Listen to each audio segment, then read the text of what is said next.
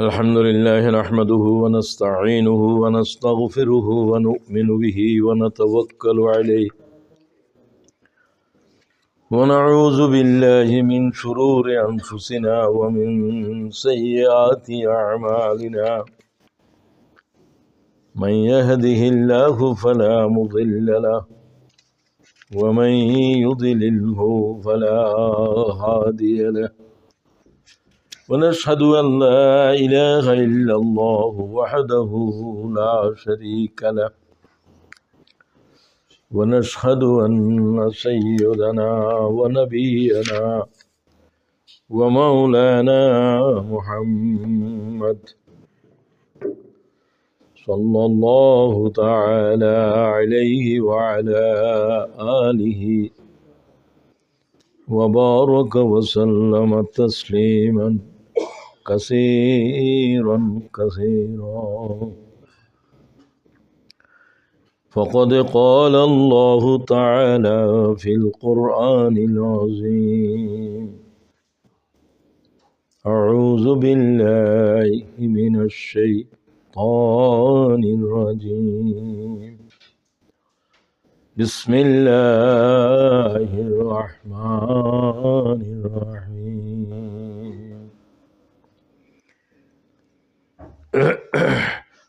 ربنا إننا سمعنا مناديا ينادي للإيمان أن آمنوا بربكم فآمنا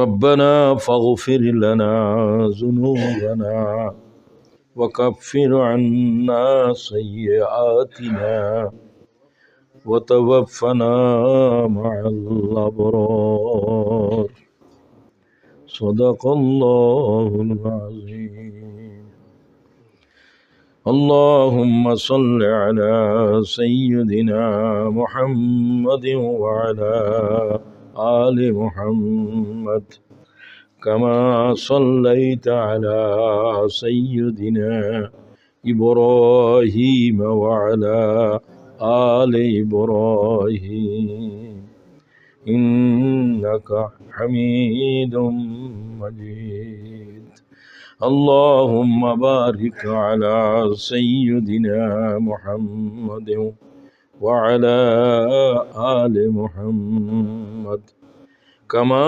باركت على إبراهيم وعلى آل إبراهيم إنك حميد مجيد সম্মানিত ইমাম সাহেব, সম্মানিত উলামা ইকরাম, মুরব্বিগণ, মুসল্লি ভাই সব, আসসালামু আলাইকুম ওয়া রাহমাতুল্লাহি ওয়া বারাকাতুহু। আল্লাহর পক্ষ থেকে ইরশাদ হচ্ছে,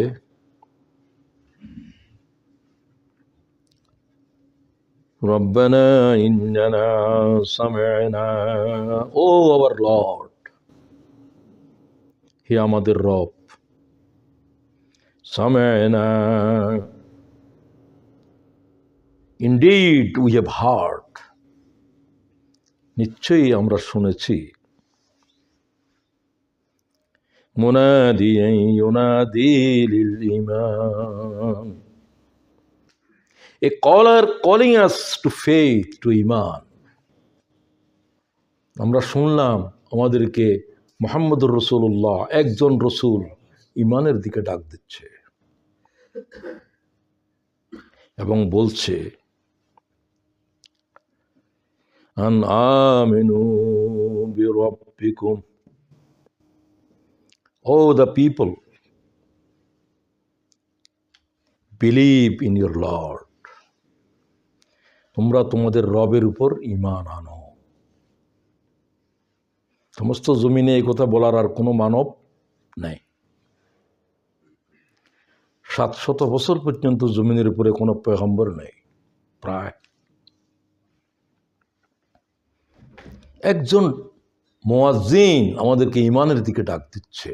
আল্লাহ কোরআন শরীফে জিকির করছে মুহাম্মদুর রাসূলুল্লাহর ঈমানের দাওয়াতের, সাল্লাল্লাহু বারবার দরুদ শরীফ পড়বেন, বারবার দরুদ শরীফ পড়বেন। রাসূলের নাম উচ্চারিত হলে, তার বিশেষণ বলা হলে, তিনি দ্বারা রসুলকে বোঝানো হচ্ছে, সাথে সাথে সাল্লাল্লাহু আলাইহি ওয়াসাল্লাম। একটু আওয়াজ দিয়ে পড়বেন, আপনার ভাইটাও পাশে, তার খেয়াল নেই, তিনিও আপনার থেকে শুনে পড়তে পারবেন। মনে মনে আদায় করলেও হয়, আর একটু আওয়াজ দিয়ে পড়লে তো ডবল সওয়াব। কানে শুনলেন যে এটা আরেক সওয়াব, আরেকজনও শুনলো যে এটা আরেক সওয়াব, সাক্ষী। এই জন্য তো আন আমিনু বিরাব্বিকুম ফাআমান্না, and we have believed, ও আল্লাহ, আমরা মুহাম্মদ সাল্লাল্লাহু আলাইহি ওয়াসাল্লামের এই ডাকে সাড়া দিলাম, আমরা বললাম আমরা রবের উপরে ঈমান আনলাম। যেমন আমরা এনেছি, আলহামদুলিল্লাহ, আলহামদুলিল্লাহ বলেন। সবচেয়ে বড় দৌলত পাইছেন যেন না, ঈমান। লক্ষ কোটি মানুষের কাছে ঈমানের খবর পৌঁছে নাই, খবর পৌঁছছে, ঈমান আনে নাই। যে জনপদে আপনারা আছেন, আমরা আছি, এই জনপদের কয় ভাগ লোক আল্লাহর জাতের উপরে ঈমান এনেছে? আহলে কিতাব যাদেরকে বলছে, তারাও আজকে মুশরিক হয়ে গেছে। আহলে কিতাব তো কেউ নেই। কিতাব ছিল এক সময়, সে কিতাবের কি বিকৃত করতে করতে এই পর্যায়ে পৌঁছছে যে কিতাব এটা না থাকলেই ভালো ছিল, কিতাবের দোহাই দেয়া যেত না। আল্লাহ বলছেন, ওয়াকালাতিল ইয়াহুদ উযাইর ইবনুল্লাহ ওয়াকালাতিন নাসারা মাসীহ ইবনুল্লাহ। ইহুদিরা বলছে উযাইর আল্লাহর ছেলে, আল্লাহ কয় কোরআনে। নাসারারা বলছে মসীহ ঈসা ইবনে মারিয়াম আল্লাহর ছেলে। যালিকা কাউলুহুম বিআফওয়াহিহিম, এগুলো তাদের মুখের মিথ্যা কথা, যে কথার কারণে আল্লাহর আরশ, আল্লাহর জমিন, পাহাড় পর্বত কেঁপে ওঠে। আল্লাহ আমাদেরকে মাফ করেন। আল্লাহ ঈমানের উপরে হায়াত বছর করা, ঈমানের দৌলত নিয়ে কবরে যাওয়া নসিব করো।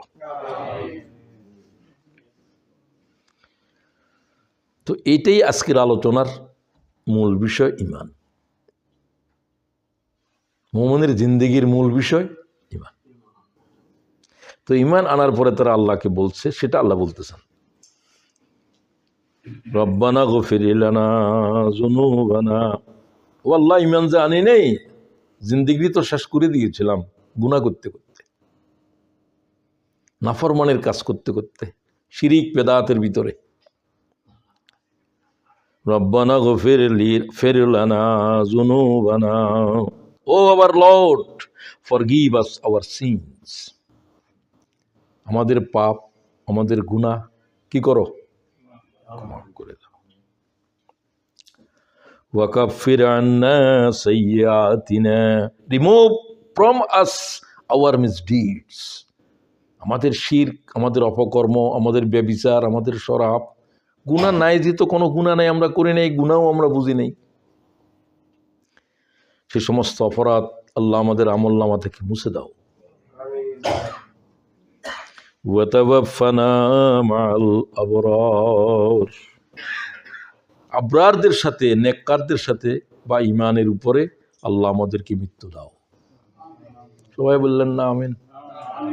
আমিন বলার তো অনেক জরুরি আছে, এর ফজিলতও বুঝেন। আপনারা যখন আমিন বলেন, মালায়েকারা আমিন বলতে থাকে। মালায়েকারা যখন আমিন বলে, আল্লাহ এই আমিন কবুল করে। তো আপনিও এর ভিতরে শামিল রইলেন, আমি শামিল রইলাম। তো ঈমান আমন ধাতু থেকে আসছে, এর অর্থ হলো নিরাপদ পেয়ে যাওয়া, নিরাপত্তা দেওয়া। জগৎ আমার থেকে নিরাপদ হয়ে গেছে আমার অনিষ্ট থেকে, ঈমানের কারণে। আর আমি ঈমান গ্রহণ করে সমস্ত আপদ আযাব থেকে নিজেরে নিরাপদ করে নিলাম। আল্লাহ আমাদের থেকে জগতের নিরাপত্তা দাও, আমাদেরকে আল্লাহ তোমার শাস্তি থেকে নিরাপত্তা দাও। আর ঈমান যারা এনেছে তারা হলো মুমিন, আর যারা ঈমানের উপরে শাহাদা দিয়েছে, ঈমানের উপর আমল করেছে, তারা হলো মুসলিম। মুসলিম হওয়ার আগে কি? ঈমান, মুমিন হইতে হবে। তো সমস্ত কামিয়াবি, আল্লাহর নৈকট্য হাসিল করা, জান্নাত লাভ করা, সবকিছুর মূল জিনিস কি লাগবে?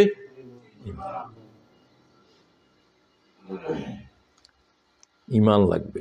ঈমান ছাড়া লক্ষ কোটি কোটি মানব কিয়ামতের জমিনের উপরে আল্লাহ বলছে শুধু জাহান্নামে নিক্ষেপ করো, কারণ তাদের কি নাই? এদের কোনো হিসাব নাই। মনে করিয়ে না যে এত লোকের হিসাব, এত লোকের কোনো হিসাব হবে না। পরীক্ষায় দেয় নাই, তারা খাতা কাটবে কে? খাতা কাটা মানে কত নম্বর পাবে, ভালো কথা হয়েছে, খারাপ কয়টা হয়েছে, তো পরীক্ষাই তো দেয় নাই। ঈমান আইনেই তো আল্লাহ তাআলার বন্দার ভিতরে দাখিল হওয়া লাগবে, সে তো ভর্তি হয় নাই। বিনা হিসাবে জাহান্নামে যাও। নবী তোমাদের কাছে দাওয়াত দিয়েছিল, শুনো নাই। নবীর পক্ষের পরে পরে পরে পরে এখনো পর্যন্ত সেই দাওয়াত, আল্লাহর পয়গম্বররা যে দাওয়াত দিয়েছিলেন, সেটা আলেম ওলামারা, জ্ঞানীরা, সে দাওয়াত এখনো পর্যন্ত জারি আছে, কিয়ামত পর্যন্ত জারি থাকবে। এই ঈমানের দাওয়াত পৃথিবীর মানব গোষ্ঠীকে দুই ভাগে ভাগ করে দিয়েছে, ঈমানদার আর বেঈমান বা কাফের, অবিশ্বাসী। এটা বলে নাই যে এমন কোন জগতের কোনো অংশ নাই, কোনো জনপদ নাই যাদের কাছে আল্লাহর রসুল আসে নাই, ঈমানের দাওয়াত দেয় নাই। এটা আখেরি কিতাবের আখেরি পয়গম্বরের কথা বললেন, সর্বশেষ একজন, কারণ তখন একজনেই ছিলেন। নবী করিম সাল্লাল্লাহু আলাইহি ওয়াসাল্লাম আসার আগে দুনিয়ার উপরে শত শত পয়গম্বর একই সময় ছিল, শত শত, এখানে একজন, ওখানে একজন, ওখানে একজন। মুহাম্মদুর রাসূলুল্লাহ সাল্লাল্লাহু আলাইহি ওয়াসাল্লাম আসার পরে নবুয়তের সিলসিলা তাকে দিয়ে শেষ হয়েছে, এবং তার নবুয়তের হায়াতের মধ্যে কেউ নিজের নবী বলে আর পরিচয় দিতে পারবে না। কারণ অন্যরা এসেছিলেন এক একটা কওমের জন্য, এক একটা জাতির জন্য। তারা বলছেন ইয়া কাওমি ইবুদুল্লাহ, এ আমার জাতি তোমরা ঈমান আনো। ওই এলাকার লোকদেরকে বলছে এ আমার জাতি তোমরা ঈমান আনো। মুহাম্মদুর রাসূলুল্লাহ এরকম জাতির সম্বোধন করেন নাই। ইয়া ইউহান্নাস, কি বলছেন? হে মানব মণ্ডলী। এ কথা বলার কোনো নবীর এজাজত ছিল না। তিনি এক পারলং দুই তিন হাত দূরে, তার নবুয়তের জমিন নির্দিষ্ট, মানুষ নির্দিষ্ট, 1 লাখ, 1.25 লাখ, 2 লাখ, এই জমিন তোমার। তুমি ব্রিটিশ ল্যান্ডের জন্য ইউকের সীমানা যতটুকু, এর বাইরে 1 পারলং দূরেও ওই লোকদের কাছে তুমি দাওয়াত দিতে পারবে না। সেটা তোমার নবুয়তের জমিন নয়, এটা আরেকজন। বোঝা যায়? যার নবুয়তের কোনো সীমানা নাই, তিনি কে? নেই কোনো চিহ্নিত সীমানা, ভাষার সীমানা, ভৌগোলের সীমানা, কোনো সীমানাই নাই। মুহাম্মদের রিসালাতের সীমানা তুলে দেওয়া হয়েছে। তিনি কুল, শুধু মানব জাতির, সাদা কালো, আরবি অনারবি সবার জন্য এসেছেন। ইয়া আইয়ুহান নাস ইন্নী রাসূলুল্লাহি ইলাইকুম জামিয়া, ইলাইকুম জামিয়া, সমস্ত মানব গোষ্ঠীর জন্য আমি এসেছি। যারা আমাকে দেখছো তাদের জন্য, যারা আমাকে দেখছো না, দেখবে না, আমার দাওয়াত তোমাদের কাছে পৌঁছবে, তাদের সকলের জন্য আমি নবী হয়ে এসেছি। যাদের আগে নবী ছিল আমারেও পাইছে, তাদের আগের নবীর নবুয়ত আর নাই, ওই কলমাও তাদের আর নাই, তাদের লা ইলাহা ইল্লাল্লাহ, ঈসা কলিমুল্লাহ রুহ, আর ইব্রাহিম খলিলুল্লাহর কলমা চলবে না। আর কি চলবে? লা ইলাহা ইল্লাল্লাহ মুহাম্মাদুর রাসূল। এবং এটার আর কোনো পরিবর্তন নেই। প্রথম অংশটাই মূল কলেমা, আর পরের অংশটা হলো যে এই কলেমার দাওয়াত কে দিচ্ছে, দায়ীর পরিচয়। নূহ নজিউল্লাহ, ইব্রাহিম খলিলুল্লাহ, মুসা কালিমুল্লাহ, লা ইলাহা ইল্লাল্লাহ পরে দিয়ে এটা। যেহেতু উনাদের নবুয়তের সীমানা আছে, ইন্তেকালের পরে নবুয়ত শেষ হয়ে গেছে, আর রাসূলুল্লাহ সকলের নবুয়ত খতম করে দিয়েছে। সুবহানাল্লাহ। আনা খাতামুন নবিয়্যিন লা নবিয়্যা বাদি, আমার পরে আর কি নেই? নবী নেই। আমার থাকা অবস্থাতেও কারো নবুয়ত নাই, আমার ইন্তেকালের পরেও কারো, আমি থাকা অবস্থায় আমার পয়গম্বরই চলবে, আমার অনুপস্থিতিতে আমার নবুয়ত চলবে। এবং আমার নবুয়ত পৃথিবীর জন্ম থেকে চলছে। আদম আলাইহিস সালামকেও আমার উপরে ঈমান আনতে হয়েছে, মুহাম্মদুর রাসূলুল্লাহ আসবেন তোমাদের সকলের শেষে, তার উপরে ঈমান আনাটা সকল পয়গম্বরের উপরে ফরজ ছিল। সুবহানাল্লাহ ওয়া বিহামদিহি। যেগুলো আমরা 2 লাখ 3 লাখ যত লাখ নবী বলেন, আমরা কোরআন শরীফে 25 জন 27 জনের নবীর নাম জানি, আরগুলো আমরা জানি যে বহুত নবী আসছে, কত আমরা জানি না, 1 লাখ 2 লাখ 3 লাখ, বহুত রাওয়ায়াত আছে ভিন্ন ভিন্ন। তার মানে অসংখ্য, জানা কোনো জরুরত নয়, আমাদের শুধু জানতে হবে যে আল্লাহ আর বহু নবী পাঠাইছেন, এটাই। কিন্তু মুহাম্মদুর রাসূলুল্লাহ এই জাতের নয়, স্পেসিফিক খাসভাবে আদম থেকে শুরু করে ঈসা পর্যন্ত তামাম পয়গম্বরকে, মুহাম্মদুর রাসূলকে, তিনি এখনো আসেন নাই কিন্তু তিনি আসবেন, এই রিসালাতের খবর তাদের কিতাবে তামাম পয়গম্বরকে ওহী করা হয়েছে। সুবহানাল্লাহ। তার রিসালাতের বিস্তৃতি কতটুকু,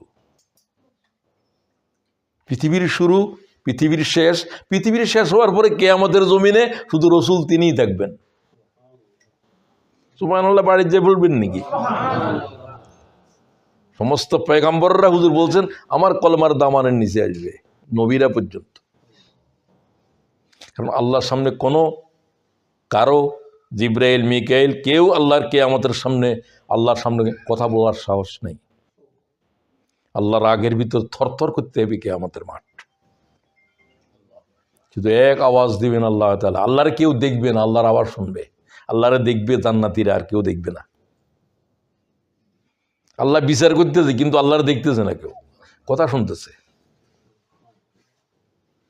লিমানিল মুলকুল ইয়াওম, বল আজকে রাজত্ব কার? কে কথা বলবে? সমস্ত মানব জাতির কথাবার্তার আওয়াজ বন্ধ হয়ে যাবে, আল্লাহর ভয়ে ফিসফিস করে কথা বলবে। ইল্লা হামসা, আল্লাহ থেকে জবাব আসবে।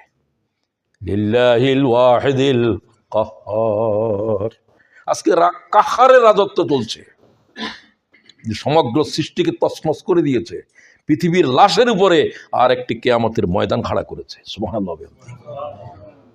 পৃথিবী আর থাকবে না, ইসরাফিলের সিংহে পৃথিবীর যা আছে সব লণ্ডভণ্ড হয়ে যাবে, পাহাড় পর্বত সব দুনা রুইয়ের মতো উড়ে যাবে। পৃথিবী একটা কিয়ামতের মাঠ হয়ে যাবে, এটা আর একটা কিয়ামতের মাঠ, এটা দুনিয়া নেই এখন। নাফরমানেরা বলবে আল্লাহ আরেকবার দুনিয়াতে পাঠাও না, আমরা কিছু নেক আমল করি আছে। আল্লাহ দুনিয়া কি আছে জাতি? কাল্লা ইজা দুক্কাতিল আরদু দাক্কান দাক্কা। সুবহানাল্লাহ।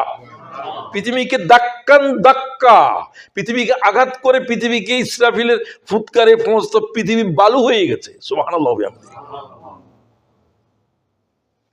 কি পৃথিবীর জাতি, পৃথিবীর হায়াত যা দেওয়া হয়েছে এটাই, আর কোনো পৃথিবীও নাই, পৃথিবীতে যাওয়ারও কোনো সুযোগ নেই। খুব দামি হায়াতের বরবাদ করে দিয়ে আসছস। জান্নাত জাহান্নাম তো ওই হায়াতের আমলের উপরে। মওত হয়ে গেছে, আর কোনো সুবহানাল্লাহ জিকির করার কোনো ক্ষমতা নাই, আর এটা ইবাদত বলে গণ্যও হবে না। বালাম বন্ধ হয়ে গেছে, ক্লোজড। শুধু 3টা আমল চলতে থাকবে, 3টা আমল কিন্তু বন্ধ হবে না। সৎকায়ে জারিয়া যেমন বন্ধ হবে না, বদকায়ে জারিয়াও চলবে। গুনাহ করছিলে যে, সিনেমা হল বাঁধে দিয়েছিলে যে, এটার গুনাহও চলতে থাকবে। তুমি এখন করতে হবে না, কিন্তু এটা শুরু করে আসছিলা, সেটা এখনো চলতেছে। কথা বুঝতে পারছেন না? একটা মসজিদে বান্ধি দিয়ে আসছিলাম, মসজিদের সহযোগিতা করছিলাম, মসজিদও যতদিন আছে তোমার নেক আমলের ভিতরে যোগ হইতে আছে, যোগ হইতে আছে, যোগ হইতে আছে। সুবহানাল্লাহ। সদকা, সদকাতুন জারিয়া, সদকাতুন জারিয়া। আরেকটা আমল কি চলতে থাকবে? ওয়া ইলমুন ইয়ানতাফাউ বিহি, তোমার এলেম কিতাব লিখে আসছিলা, একজনের নামাজ শিখিয়ে দিয়ে আসছিলা, কোরআন শরীফ পড়াইছিলা, তোমার এলেমের দ্বারা আরেকজন লোক উপকৃত হয়েছিল, তুমি হাফেজ, তাকেও হাফেজ বানাইছিলা। সে যত হাজার মানুষের হাফেজ বানাবে, যতবার পড়ছে, সব তোমার আমল নামাতে এখনো চলতে আছে, কিয়ামত পর্যন্ত চলতে থাকবে। এটা আর একটা ওয়ালাদান সালেহ, নেককার আওলাদ, যেটা তোমার জন্য দোয়া করছে বা এখনো করে, তার নাতিরা করবে, তোমার বংশ করতে থাকবে। এরকম যদি নেক আওলাদ রেখে আসো, তার দোয়া তোমার কবরে তোমার নেক আমলের সাথে যোগ হতে থাকবে। সুবহানাল্লাহ। তো কয়টা খোলা আছে? তো খোলা রাখবেন না, দুনিয়া তুমি চলে যাবেন নি খালি যে আমি একটা সৎকায় জারিয়া, তো বহুত কিছু, যে কোনো একটা কিছু করেন, কিছু জায়গা আল্লাহরে দিয়ে দেন সৎকায় জারিয়া, মসজিদ একটা বাঁধি যান, অথবা এক সজদার জায়গা দাও, একটা ইট দাও, যতটুকু তুমি পারো। তোমার এই একটা ইট তোমার জন্য আল্লাহ তাআলা জান্নাতের ভিতরে তোমার জন্য ঘর নির্মাণ করবে। এ তোমার, তুমি মসজিদ বানছিলা, তোমার জন্য আমি জান্নাতে ঘর বানছি। তো প্রত্যেক ভাইয়ের এই দুনিয়া থেকে সদকায়ে জারিয়ার আমল জারি করে দেওয়া উচিত, যেটা আপনি পারেন। কত কিছু আছে সদকায়ে জারিয়া, সেগুলো আপনারা জানেন বাবা। আর সন্তানদেরকে নেক বানান, যে আপনার কবরে গিয়ে বাপ যেখানে থাকুক আপনার জন্য দোয়া করবে, রব্বির হামহুমা কামা রব্বায়ানি সগীরা। আর কোন এলেমের দায়ী হন, বই পুস্তক লেখা, কথাবার্তা বলা, দিনের জন্য যা করতেছেন, দাওয়াত দিচ্ছেন, এসব সদকায়ে জারিয়া। একজনের নামাজ শিখেছেন, একটা ভালো কথা বলছেন, আজকের প্রোগ্রামের জন্য দাওয়াত দিয়েছেন, আপনার দাওয়াতে সে আসছে, দিয়ে আসে, সে আগে নামাজ কম পড়তো, আজকের আলোচনা শোনার পরে তার নামাজ শুরু করলো। এটা আপনার দাওয়াতের ফল, আপনার এলেমের ফল। আপনি তাকে আনছেন এখানে, আপনার কারণে সে আপনার তুলনায় হয়তো দায়ী বেশি হয়ে গেছে, কিন্তু আপনার দ্বারা হয়েছে, তার সমস্ত ইবাদতের আমল আপনার আমল নামায় যাবে, তার কোনো কম হবে না। তো এই হলো, ইন্তেকাল করার পরেও আমার আমল জারি থাকবে। আচ্ছা যান, এদিকে আর যাচ্ছি না। তো আয়াতের তর্জমা শুনছেন, এটার উপরে কথা চলবে। মূল হলো ঈমান। নবীরা এই দাওয়াত নিয়ে এসেছে।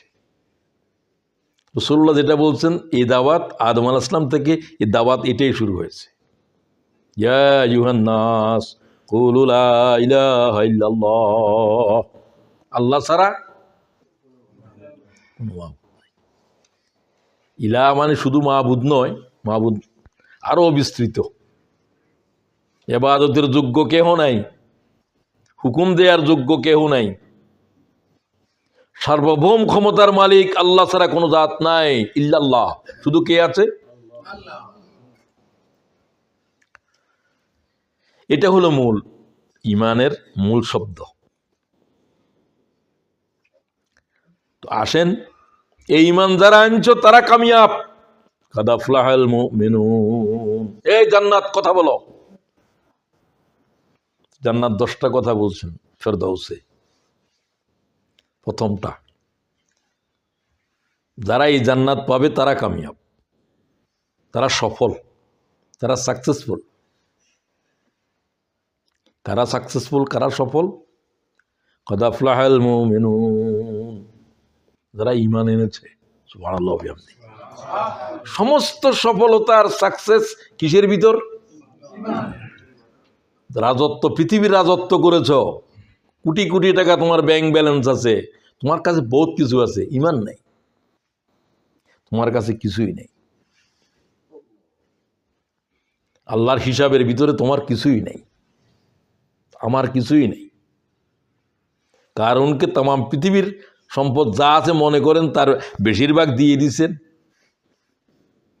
ধনাগারের চাবি বহন করার জন্য শত শত উট লাগে, ইমান আনে নাই, সে কি কামিয়াব না কামিয়াব নয়? রাজত্ব দিল ফেরাউনের, সে কি কামিয়াব না না কামিয়াব? আপনার কাছে কিছুই নাই, সম্পদও নাই, কিছু নাই, ইমান আছে, আপনি কামিয়াব। আল্লাহ বলছে কামিয়াব, কাদ আফলাহাল মুমিনুন, মুমিনরা কামিয়াব, the believers are the successful. Allah তাআলা আমাদের এই ইমান আমাদের থেকে জুদা করিও না। ইমান আছে আবার ইমান নাই, এমন হইতে পারে। যেমন ইমান ছিল না, ইমান আনছে, আবার ইমান চলে যেতে পারে। ইমান ভঙ্গের কারণ আছে, যে ইমান চলে গেছে। বিবাহ ভঙ্গের যেমন কারণ আছে, কোন সমস্ত কথা কইলে বিবাহ হয়তো তালাক হয়ে যায়, তো ইমানেরও ওই রকম। এজন্য সবসময় কি বলতে হবে? রব্বানা লা তুযাগ কুলুবানা বা'দা ইয ওয়া হাব লানা মিন লাদুনকা রাহমা ইন্নাকা আনতাল ওয়াহ্হাব। আয় আল্লাহ, আমাকে যে ঈমান দিয়েছো, এই ঈমানের থেকে আর গোমরা করিও না। এটা প্রতি নামাজে পড়বে, বাংলাতে বলো, আল্লাহ ঈমান হারা করিও না। আল্লাহ, আমরা যারা বসেছি শুনতেছি, আল্লাহ আমাদেরকে ঈমানের দৌলতের সাথে, ওই যে তারা বলল ওয়াতাওয়াফানা মা'আল আবরার, আপনারা মানে নেককার, আল্লাহ নেককারদের সাথে, নেককারদের মতো আমাদেরকে ঈমানের সাথে দুনিয়া থেকে বিদায় করো। এটা একটা বড় জিনিস, ঈমানের উপরে যাওয়া। এই জন্য তোমরা মৃত ব্যক্তির সামনে ঈমানের কথা বলতে থাকো, লা ইলাহা ইল্লাল্লাহ, লা ইলাহা ইল্লাল্লাহ। হাদিস তলকিন করো, তাকে বলিও না কলমা পড়ো, তার কানের কাছে কলমার আওয়াজ পৌঁছাও। হাদিসের লফজ। কেন পড়িও না? তার সাকরা চলতেছে এখন, প্রত্যেকটা রগ রেশা থেকে রুরে টেনে বের করা হচ্ছে। সে হয়তো রাগী বলবে যে কষ্টের মধ্যে রে আমি পড়বো না, এই জন্য সে যা যেন বলতে না পারে, তোমরা শুধু তার কানের ভিতরে কি আওয়াজ পৌঁছাও, লা ইলাহা ইল্লাল্লাহ। এতটুকুই কলমা, আর পুরাটাও মাঝে মাঝে বলবা। এতটুকু কথার উপরে আল্লাহর যে গোলাম দুনিয়া থেকে শুনি শুনি হলেও গিয়েছে, আল্লাহরে স্মরণ করে তার কানের ভিতরে এটা পৌঁছতে আছে। এবং তুমি দেখবে যে তার এন্তেকালের সাথে তার শরীরের থেকে টপ টপ করে ঘাম বাইর হচ্ছে, সে ঈমানের সাথে গেছে। সুবহানাল্লাহ। বিয়ারাকিল জাবিন, হুজুর বলছে মুমিন কোন গরমাক্ত কলেবরে আমার কাছে আসবে। সুবহানাল্লাহ। কথা কি বোঝা যায়?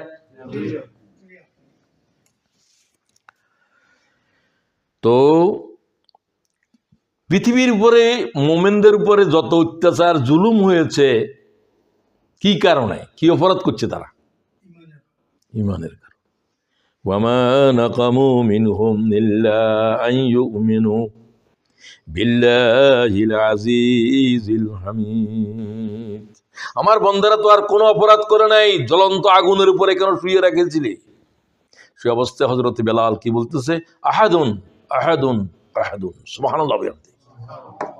শরীরের ভিতর থেকে লাল আগুনের, লাল কয়লার অঙ্গার, এগুলো দেহের ভিতরে ঢুকে যাচ্ছে। বুকের উপরে পাথর, তপ্ত মরুর উপরে কয়লা বিছিয়ে দেওয়া হয়েছে। এই সে কি কোনো অত্যাচার করছিল কারো? তো কেন তার উপরে এই জুলুম? ঈমান কেন আনলি? শত শত দেবতারে অস্বীকার করস একজনের কারণে। বাপদাদারা এই দেবতাগুলোকে পূজা করছে। আল্লাহ কইছে আমার উপরে ঈমান আনা ছাড়া কি এরা, এই মজলুমেরা কি আর কোনো অপরাধ করছিল? না, করে নাই। They had no fault, তাদের কোনো দোষ নাই, একটাই দোষ, except they believe in Allah the Almighty। তাদের অপরাধটা কি? তারা আল্লাহর উপর ঈমান এনেছে। ঈমান কেন আনলি? গাজার মুসলমানদের উপর ইহুদিদের অত্যাচার কেন? মুসলমান কি জন্য হয়েছে? ঠিক কিনা বলেন? তো ঈমানের জন্য এই পরীক্ষা দিতে হবে। এটা পৃথিবীর, বলতে গেলে পৃথিবীর নূহ আলাইহিস সালামের জমানাত শুরু হয়েছে, এরা পৃথিবীর প্রলয় দিন পর্যন্ত চলবে। মোমেনদেরকে বুঝতে হবে ইমানের উপরে যত অত্যাচার, যত জুলুম, যা শেষ পরীক্ষা আসবে দজ্জাল দিয়ে। ইমানের পরীক্ষা চলবে, আর উপরে ইমান আন। সে বলবে আমি তো খোদা, আমি সূর্য দাঁড়া করে রাখতে পারি, মৃত ব্যক্তির জীবিত করতে পারি। এই শক্তি আল্লাহ কাকেও দেয় নাই, তারে দিয়েছে 40 দিনের জন্য, মাত্র 40 days। তবে দিনগুলো লম্বা হবে।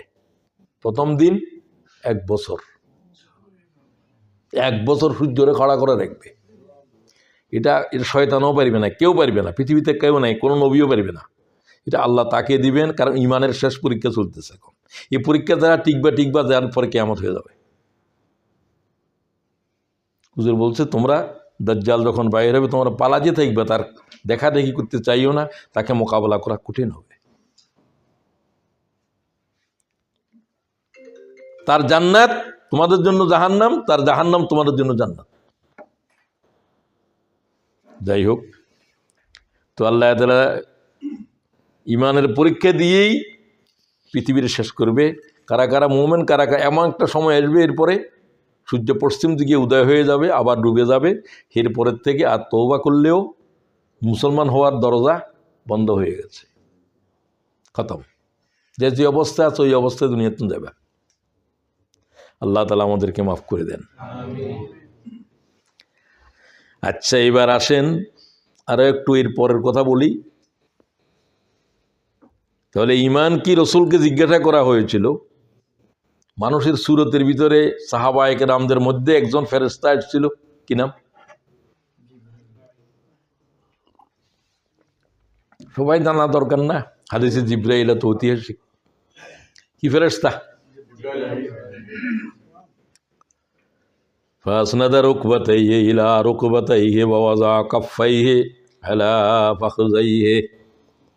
সাহাবায়ে কেরাম বসা, রাসূলুল্লাহ খুতবা দিচ্ছেন, কথা বলতেছিলেন, জমিনের মধ্যে হুজুর বসা, হুজুরের 2 হাঁটু নামাজের মতো যেভাবে এইভাবে বসা, হাত হাঁটুর উপরে। ওই ব্যক্তিটা কারোর সাথে কথা না বলে একটা লোক হঠাৎ করে আসলো, কুসকুসে কালো দাড়ি,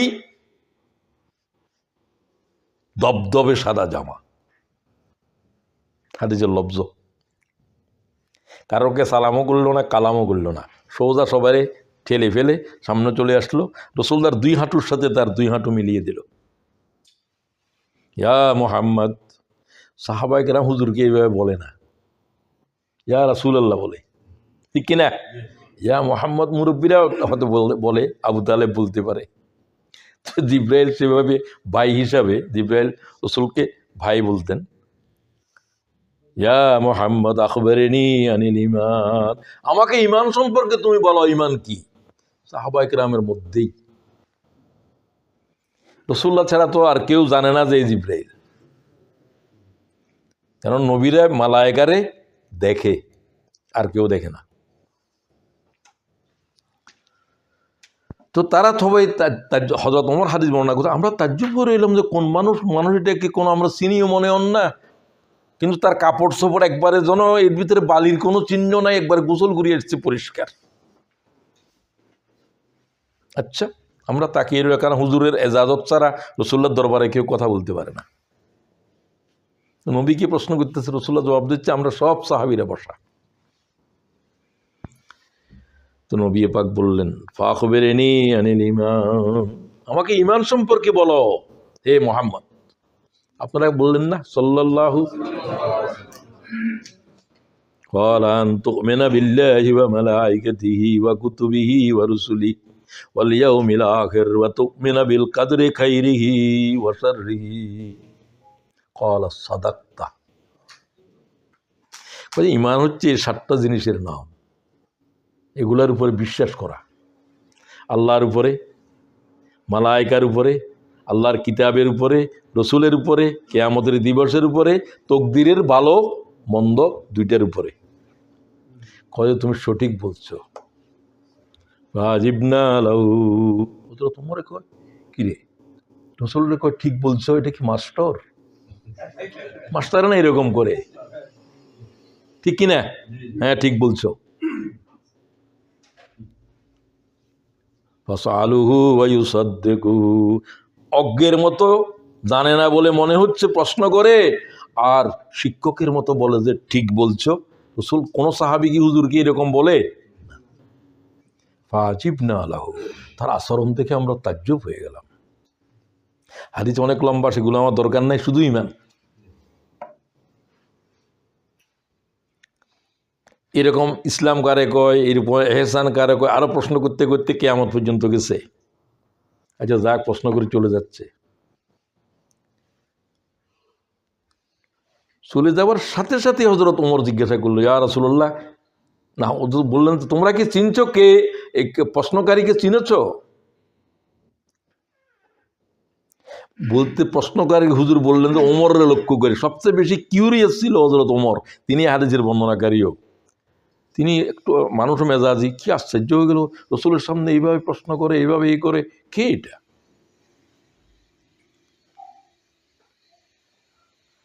কই আল্লাহু ওয়া রাসূলুহু আলাম, আল্লাহ এবং তার রসুল। সাহাবীদের এরকমই জবাবের আদব ছিল। ক্বালা ফাইন্নাহু জিবরিল, এটা কে? জিবরিল আসছিল, চলে গেল। ইউআল্লিমুকুম দীনুকুম, তোমাদেরকে আল্লাহ দ্বীন শিখিয়ে দিয়ে যাচ্ছে। সুবহানাল্লাহ। দ্বীনের মূল সব প্রশ্ন করেছে, তোমাদেরকে শিখিয়ে দিল। এবং সত্য কথা বললো মানে জিবরাইল শিখাইলো আর আমিও শিখাইলাম, দোনোজনই সাহাবায়ে কেরামের উস্তাদ। সুবহানাল্লাহ। মালায়েকা জগতের উস্তাদ, তিনিও সাহাবীদের উস্তাদ।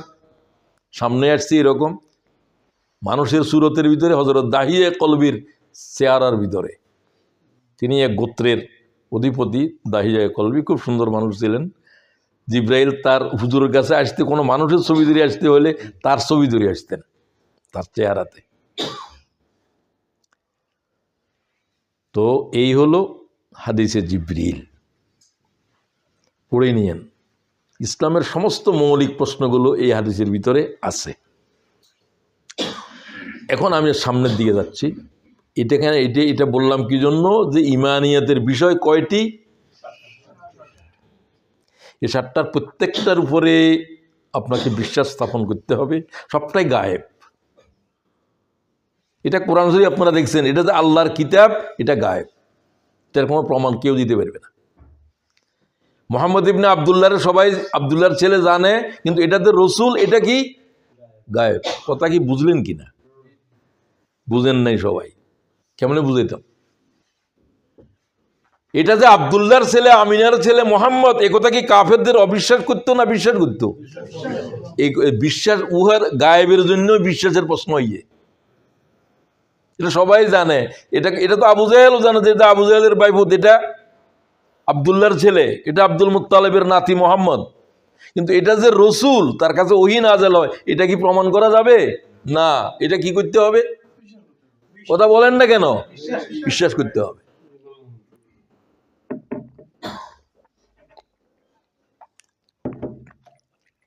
বিশ্বাস করতে হবে। কোরআন শরীফ, এটা আপনারাও দেখতেছেন, এটা একটা কিতাব, এটার উপর কারো কোনো সন্দেহ নেই, এটা একটা কিতাব। কিন্তু এটা যে আল্লাহর কিতাব, এটা গায়েব না জাহের? গায়েব। এই কথা অন্যরা মানে নাই। মোহাম্মদ আব্দুল্লাহর ছেলে, এই কথার উপরে দুনিয়ার কাফেররা তো তোমাদের চাইতে বেশি বিশ্বাস করে। তারা তো দেখছে। মানল না কোনটি? রাসূলুল্লাহ, রসুল বলে মানে। এটাই হলো যে আসল। দুনিয়ার সব মানো মোহাম্মদ সত্যবাদী, মোহাম্মদ সাল্লাল্লাহু আলাইহি ওয়াসাল্লাম ভালো মানুষ, উনার উপরে একবার বই লেগেছ, কিন্তু কি মানো নাই? তোমার ইমান নাই। তোমার এই বই লেখা টই লেখা কিছুই কোনো কাজে আসবে না। আরেকজন ইমান আনছে, কথা সাক্ষ্য দিচ্ছে, ওয়াশহাদু আন্না মুহাম্মাদান আবদুহু ওয়া রাসূল, আমি সাক্ষ্য দিচ্ছি মুহাম্মদ আল্লাহর বান্দা এবং রাসূল। এই কোনো বই লেখে নাই, কিচ্ছু লেখে নাই, এই জান্নাতি।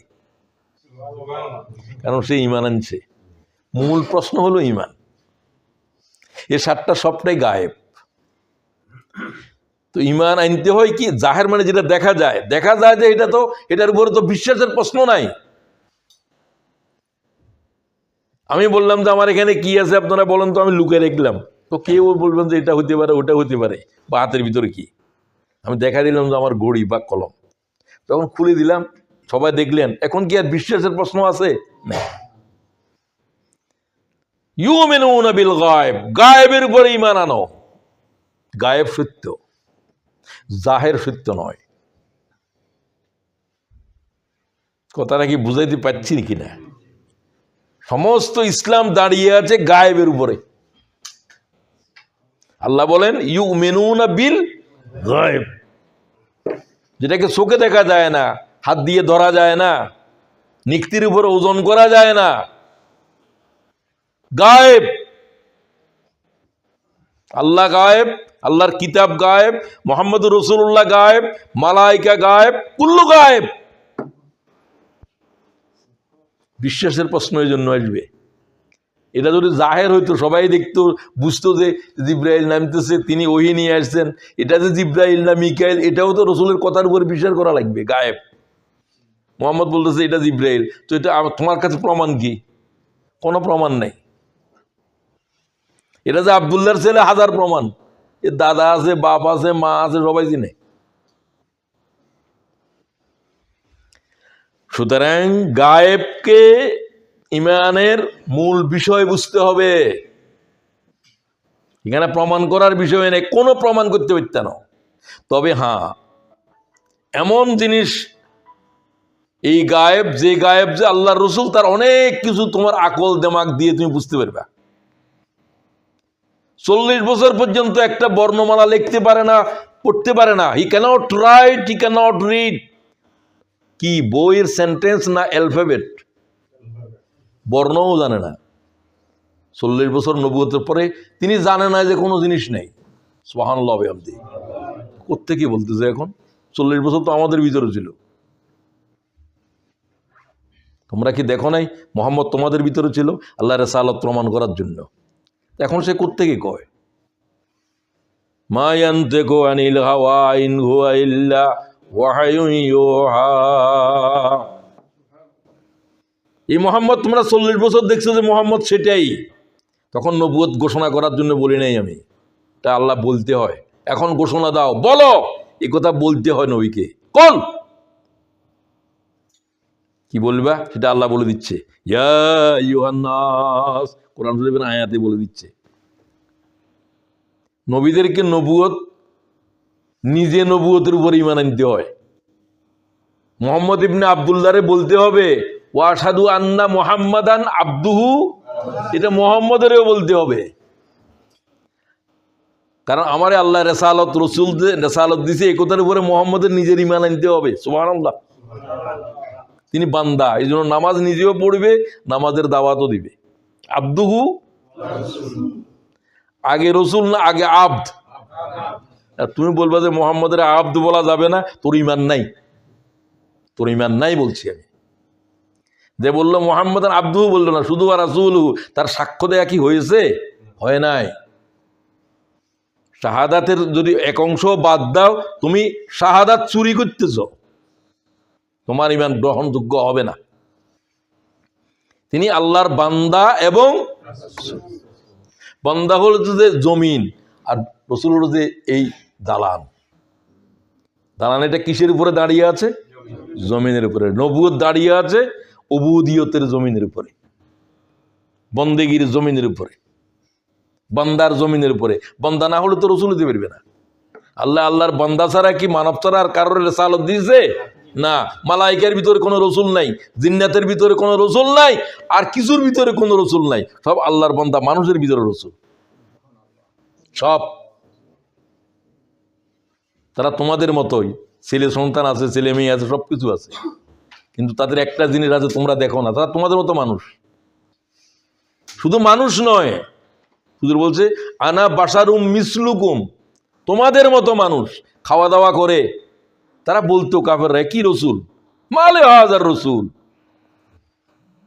ইয়াকুলুত তাআম ওয়া ইয়ামশি ফিল আসওয়াক, আমাদের মতো পেঁয়াজ খায়, রসুন খায়, ভাত খায়, ডাল খায়, এটা কি রসুল? আমরা অনেকে বলি না রসুল এটাকে নূর, এটাকে তোমরা বলতে পারবে না, মানুষ বলতে পারবে না, আব্দ বলতে পারবে না। আসত্য দরজার জাহেল, সম্পূর্ণ কথাগুলো ইমানের খেলাফ, কুফরির নামান্তর। ইহুদের উপরে কোরআনের আয়াত নাযিল হয়েছে। তো আল্লাহ কয় আমি তো এরকম কোনো রসুল পাঠাই নাই যে বিয়ে করে নাই, শাদী করে নাই, খাওয়া দাওয়া করে না, তার মানে মানুষ নয়, এরকম তো পাঠাই নাই, পাঠাই নাই। ওমা আরসালনা ক্বাবলাকা ইল্লা রিজাল নুহি ইলাইহিম ফাসআলু আহলায যিকরি ইন কুনতুম লা তা'লামুন। এই আরবের জনপদ, আমি রসুল যতজন পাঠাইছি সব মানব পাঠিয়েছি। রেজাল, রেজাল মানে তিনটে গুণ আছে যার কাছে, মানুষ, পুরুষ, বালেক। কি বলছি? মানুষ হওয়া লাগবে, নারীও তো মানুষ, নারীর ভিতরে কোনো রসুল নেই, তো রসুল হতে হলে কি লাগবে? মানুষ হওয়া লাগবে, পুরুষ হওয়া লাগবে, আর কি লাগবে? বালেক হল। না বালকের কাছে কোনো রেসালত নাই। শুধু ঈসা আলাইহিস সালামের জবান খুলছিল তার আম্মার জন্য, তার আম্মারা বলতেছে ছেলে এটা কোত্থেকে আসলো, মত বিয়ে হয় নাই। জন্মের সাথে মারে বলছে মা তুমি কথা বলিও না, আমি আল্লাহ আমার কথা বলার সুটকি দিয়ে একেবারে ম্যাচিউর লোকের মতো কথা বলতেছে। ছেলে এখনো মায়ের থেকে মাত্র জন্মগ্রহণ করছে। মারে কয় মা কথা যা বলার আমি বলবো। সুবহানাল্লাহ ওয়া বিহামদিহি। আমি কলিমুল্লাহ, আমি কথা বলি, আমারে আল্লাহ বাক শক্তি দিয়েছে, তোমার সতীত্বের উপরে প্রশ্ন আসবে, আমি কথা বলবো। লোকেরা ঘিরিয়ে ধরল, সে মায়ের স্তনে চুষতেছে, আজকে জন্মগ্রহণ করছে। সবাই জানে এটা ভালো মেয়ে মারিয়াম, কিন্তু ছেলে করতো না নিল। সব যুগের ভিতরে বিবাহ ছাড়া ছেলে এটা কি গ্রহণ করবে সমাজ? না। মায়ের স্তন্ত্রসা বন্ধ করে জনতার দিকে তাকাইলো। ওই এটা স্টেজ, এখান থেকে কথা কয় কে? ঈসা ইবনে, ঈসা বললে শুধু হইতো না, ঈসা ইবনে মারিয়াম, কারণ এর বাপ নাই যে, এর মা দিয়ে বলতে হবে। আল্লাহ বলছেন যে বাপের কথা না জিজ্ঞাসা করে ছেলে কোথায় পাইলা, ছেলে জবাবদের ইন্নী আব্দুল্লাহ। সুবহানাল্লাহ। এই ফিলিস্তিনের জনগণ বাইতুল মুকাদ্দাসে পূব দিয়ে কতটুকু গেছে, বেতনেল হ্যাম কি একটা জায়গা নাম, বেতেলহাম, বেতেলহাম, আবার বেতনেল গিয়ে চলে আসে, কিন্তু আপনাদের এদিকে বেতেলহ্যাম। জন্মগ্রহণ করার পরে কোথায় রাখবে? দুনিয়ার কোনো মানব নয় সেখানে। তো তারা ওই যে পশুরা যে উঁট চড়ায়, উঁটের গামলার ভিতরে যে তারা খড়তে, ওখানে ছেলেকে রাখছিল। বাইবেলে এই জন্য বলা হয় baby in the manger, baby in the manger, গামলার ভিতরে যে শিশু ছিল, হ্যাঁ, বেবি ইন দ্য মেঞ্জার। ইন্নী আব্দুল্লাহ, থক হয়ে গেল তারা। আমি অমুকের তমুকের আল্লাহর, মানে তারা তো বলে যে এটা আল্লাহর ছেলে। তো প্রথম বললো আমি আল্লাহর কি? আল্লাহর বান্দা আমি আব্দুল্লাহ। আতানিয়াল কিতাব ওয়া জাআলানি নাবিয়্যা, আমার উপরে ইনজিল কিতাব নাযিল হবে। হে বনী ইসরাঈলের জনগণ, আমি তোদের জন্য আল্লাহর নবী হয়ে এসেছি। সুবহানাল্লাহ। আমার মায়ের সাথে বাজে কথা বলবি না। সুবহানাল্লাহ কো। এটা রাসূলুল্লাহ এরকম বলেন নাই। একবারে ম্যাচিউরড পয়গাম্বরী কথা বলতেছে, আজকেই জন্মগ্রহণ করছে, এখনো মায়ের স্তনের দুধ খায়। ওয়াউসানি বিসসালাতি ওয়াজ যাকাত মা দুমতু হাইয়া, আমি যতদিন দুনিয়ার উপরে নবুয়তের হায়াতে থাকবো, 40 বছর ওজন থাকবে, এরপর আল্লাহ উঠে নিবে। যতদিন থাকবো আমি তোদেরকে দুটো জিনিসের নির্দেশ দেব, সালাত এবং যাকাত। সুবহানাল্লাহ বিহামদিহি। তুমি কি উসুল বানাইলা? 6 উসুল, সালাত আছে, যাকাত নাই, উসুল হয় নাই। লাখো পয়গম্বরের শরীয়তের মূল উসুল হলো সালাত, যাকাত। সালাত ভিত্তিক নামাজ সমাজ, যাকাত ভিত্তিক অর্থ ব্যবস্থা। আচ্ছা, ওয়াবাররাম বিওয়ালিদাতি ওয়া লাম ইয়াজআলানি জাব্বারান শাকিয়্যা। এ বনী ইসরাঈলের মানুষেরা, আমি তোদের জন্য নবী হয়ে এসেছি। আমি নবী হওয়ার পরেও আল্লাহ বলছে যে তুমি তোমার আম্মার গোলামি করবা। সুবহানাল্লাহ বিহামদিহি। আম্মার জন্য সংবেদনশীল হবে, তোমরা আমার সেই মায়ের সাথে অসদাচরণ করবে না। মায়ের জন্যই সন্তানের কি খুলে দিছে, জবান খুলে দিছে। আদম আলাইহিস সালামের বানাইতেই বালেক বানাইছেন, বানানোর পরেই বিয়ে শাদীর দরকার হয়েছে। কোনো বাল্যকাল টাল্যকাল নাই। আর রাসূলুল্লাহ সাল্লাল্লাহু আলাইহি ওয়াসাল্লাম বা সব নবীদেরকে নাবালক অবস্থায় কারোর নবুয়ত ঘোষণা করার ইজাজত নাই। এটা এক্সেপশন, এটার জন্যও এক্সেপশন। কোনটা? ঈসা ইবনে। আচ্ছা যান, কি কথা প্রসঙ্গে আমি আমার লাইন চ্যুত হয়ে যায়, এই জন্য খুব সাবধান থাকি, আমি কথা লম্বা হয়ে যায়। তো ঈমান পোষণ করতে হবে গায়েবের উপরে, এটা আগেই বলছি, এটা সূরা বাকারার আল্লাযীনা ইউমিনুনা বিল গায়েব। গায়েব বুঝাইতে হলে আরো 1 ঘন্টা 2 ঘন্টা লাগবে, আমার সে সময় নেই, বুঝে নেবেন। ফামান ইয়াকফুরু বিত-তাগুত ওয়া ইউমিন বিল্লাহ, ঈমান আনতে হলে তাগুতের, আল্লাহ ছাড়া যত গায়ের উল্লাহ আছে তার অস্বীকার করতে হবে, তারপরে স্বীকার করিবা। আগে অস্বীকার, লা ইলাহা, স্বীকার না অস্বীকার? অস্বীকার। কোনো ইলাহা নাই, কোনো ইলাহা নাই, কোনো ইলাহা নাই ইল্লাল্লাহ। শুধু কয়জন? শুধু একজন আছে। আগে নেগেটিভ, কোনো মাবুদ মানি না, কাকেও সিজদা করব না, কারো আইন মানি না, এটা যে লা ইলাহা, শুধু এটার নাম কলেমা নয়, এটা তো অর্ধেক। নেগেটিভটা আগে।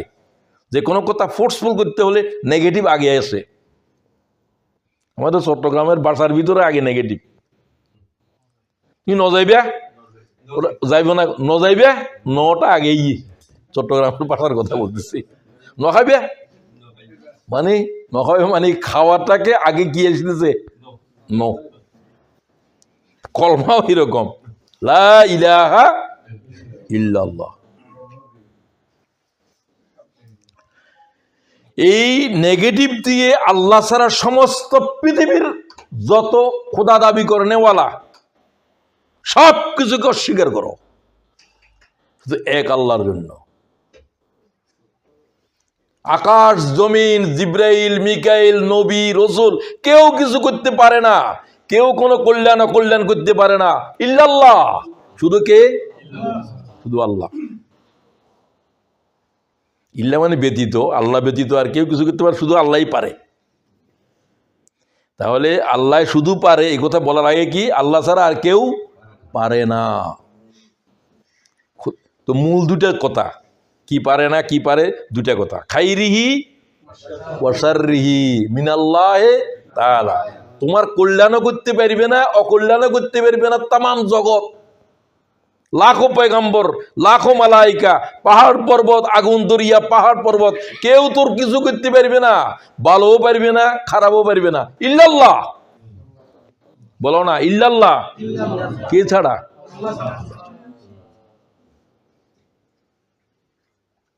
খুব ভালো করে বুঝেন, আপনার ইমান আনছে কিনা, কদ্দুর আসছে আপনি হিসাব করুন। কই হাদিস শরীফে আছে, কারো ইমান 100 ভাগের ভিতরে 10 ভাগ, কারো 20 ভাগ, কারো 30 ভাগ, কারো 40 ভাগ। বেশিরভাগ এতটুকু পর্যন্ত যাওয়াও মুশকিল। কেন? তুমি লা ইলাহার ভিতরে তোমার ইমান এতটুকু যায় নাই। এই পারে না, এই পারে না, কিন্তু খাজা বাবাই পারে, তার ইমান। তাহলে আল্লাহ ছাড়া আরো খাজা বাবা একটা আছে না, তো ইমান কি হয়েছে নাকি? শিরিক যুক্ত। কোনো ছেলে দিতে পারে না, কেউ দিতে পারে না, মেয়ে দিতে পারে না, যদি বরফির সাহেব চাইলে পারে। ইমান আছে নাকি? সবাই তো বলতেছে না, আছে নাকি? নাই। তো লা ইলাহারে ভালো করে বুঝো, ইমানের মূল কথা এটা। এটা হলো কালেমায়ে তাইয়্যিবা। কালেমায়ে এই কালেমায়ে তাইয়্যিবারে ভালো করে বুঝতে হবে। কালিমাতান তাইয়্যিবাতান কাশাজারাতিন তাইয়্যিবা। উদাহরণটা কে দিচ্ছে? সূরা ইব্রাহিম। ওই তোমাদের ইমাম সাহেব আছে, আলহামদুলিল্লাহ, খুব ভালো হাফেজ, ভালো ইমাম, আল্লাহ আয়াত দারাজ করো। আমি আজকে ইমাম সাহেবের নাম জিজ্ঞাসা করলাম, আমার রায়হান বললো যে আমার মিজান ভাই। আমি বললাম নাম মনে থাকে না এখন অনেক কিছু। আল্লাহ তাআলা তার সিনার ভিতরে কোরআন শরীফের আমানতের হেফাজত রাখো, বড় দৌলত। তোরে রাখতে পারে না শয়তান, খালি হাফেজ আওয়ালের খোঁচায় বেশি, বুঝছো? কারণ বড় দৌলত আছে যে, তোমার বাড়িতে কিছু নাই, তোমার ঘরে তো চোর কি জন্য আসবে? চোরাই ফুদে ফুদে কি করবে? ওখানে তো কিছু নাই। কার বাড়িতে যাইব? যেখানে দৌলত আছে। ডাকাত চোর ওখানে না যাবে, ঠিক কিনা? এই জন্য কোরআন শরীফের হেফজ রাখা বড় কঠিন। আচ্ছা যাক, এটা উনি বুঝতেছে, তোমাদের না বুঝলেও চলবে।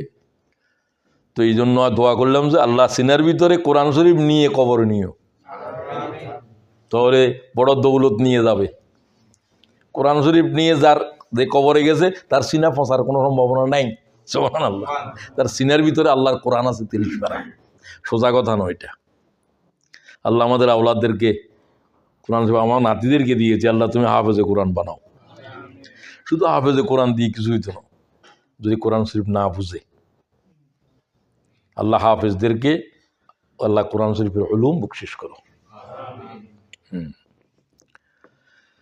তো সমস্ত ইমানিয়াতের মূল জিনিস হলো তৌহিদ। এই 7টা জিনিসের মূলটা হলো কি? তৌহিদ। এক আল্লাহর উপরে। ওই আল্লাহর পরিচয় কি? লোকেরা জিজ্ঞাসা করে, আচ্ছা মোহাম্মদ, তুমি যে কোনো ইলাহা নাই, শুধু এক আল্লাহ ছাড়া, তোমার আল্লাহ এটার বংশ কি করে তুলেছিল, কি করে, আগে কোথায় ছিল, এখন কি করে? হাজার প্রশ্ন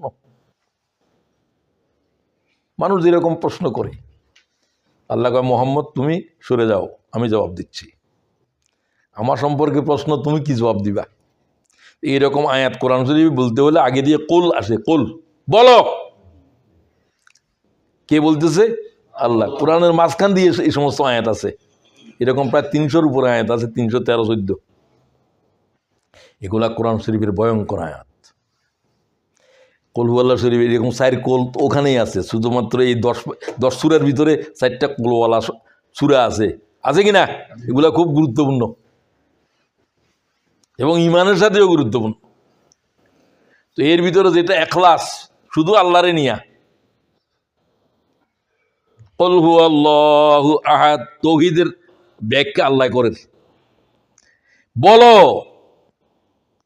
তিনি এক, তিনি মানে আল্লাহ, পুল্লিঙ্গে বলা হয়েছে। আল্লাহ ইজ ওয়ান অ্যান্ড অ্যালোন, তিনি এক এবং একক। সুবহানাল্লাহ। একের পরে 2 নাই, একক। আহাদ তিনি। আল্লাহু সমাদ, তিনি কে? সমাদ, যার কোনো প্রয়োজন নাই। সমাদের কোনো অর্থ নাই, এক শব্দ দিয়ে বলা যায় না। এটার জন্য একটা প্যারাগ্রাফ বলতে হয় সমাদের অর্থ বুঝতে হলে। সমাদ সারা কোরআনের 80,000 শব্দের ভিতরে একবারই আছে। সুবহানাল্লাহ। ভয়ঙ্কর শব্দ এটা। এটা আল্লাহর বিশেষণ, আল্লাহর সিফত। একটা হলো ওয়াহেদ, এক, অদ্বিতীয়। সমাদ, সমাদের এটারনাল, এটা অনন্তকাল থাকবে। সমাদের এক অর্থ হাইয়ুল কাইয়ুম। আর হলো যে এর কোনো প্রয়োজন নাই। দুনিয়ার তামাম সৃষ্টির কি আছে? প্রয়োজন আছে। মুহাম্মদের আছে, জিব্রাইলের আছে, মিকাইলের আছে, সবার প্রয়োজন আছে। খাওয়ার প্রয়োজন আছে, বিশ্রামের প্রয়োজন আছে, প্রয়োজন আছে জীবনের থাকার কিছু আছে, বিপদের তুন বাঁচার জিনিস আছে, কত কিছুর প্রয়োজন আছে। প্রয়োজনের কোনো শেষ নেই। প্রয়োজন নাই শুধু একজনের। আমার কোনো প্রয়োজন নাই, কোনো জরুরত নাই, খাওয়ার প্রয়োজন নাই, ঘুমের প্রয়োজন নাই, কিছু নাই।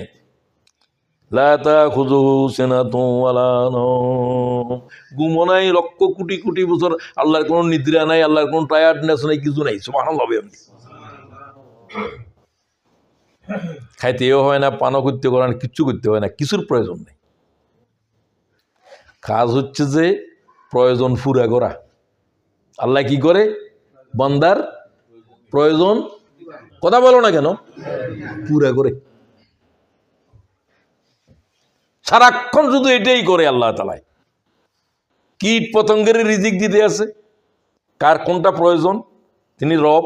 রব হলো যার যা প্রয়োজন ততটুকু সেই সময়ে তার কাছে তার প্রয়োজন পৌঁছাই দেওয়া, রিজিক পৌঁছাই দেওয়া, এটা রবের কাজ। এটা পৃথিবীর কারো পক্ষে সম্ভব নয়। সুবহানাল্লাহ। একটা কীটের রিজিক দিতে পারতি না।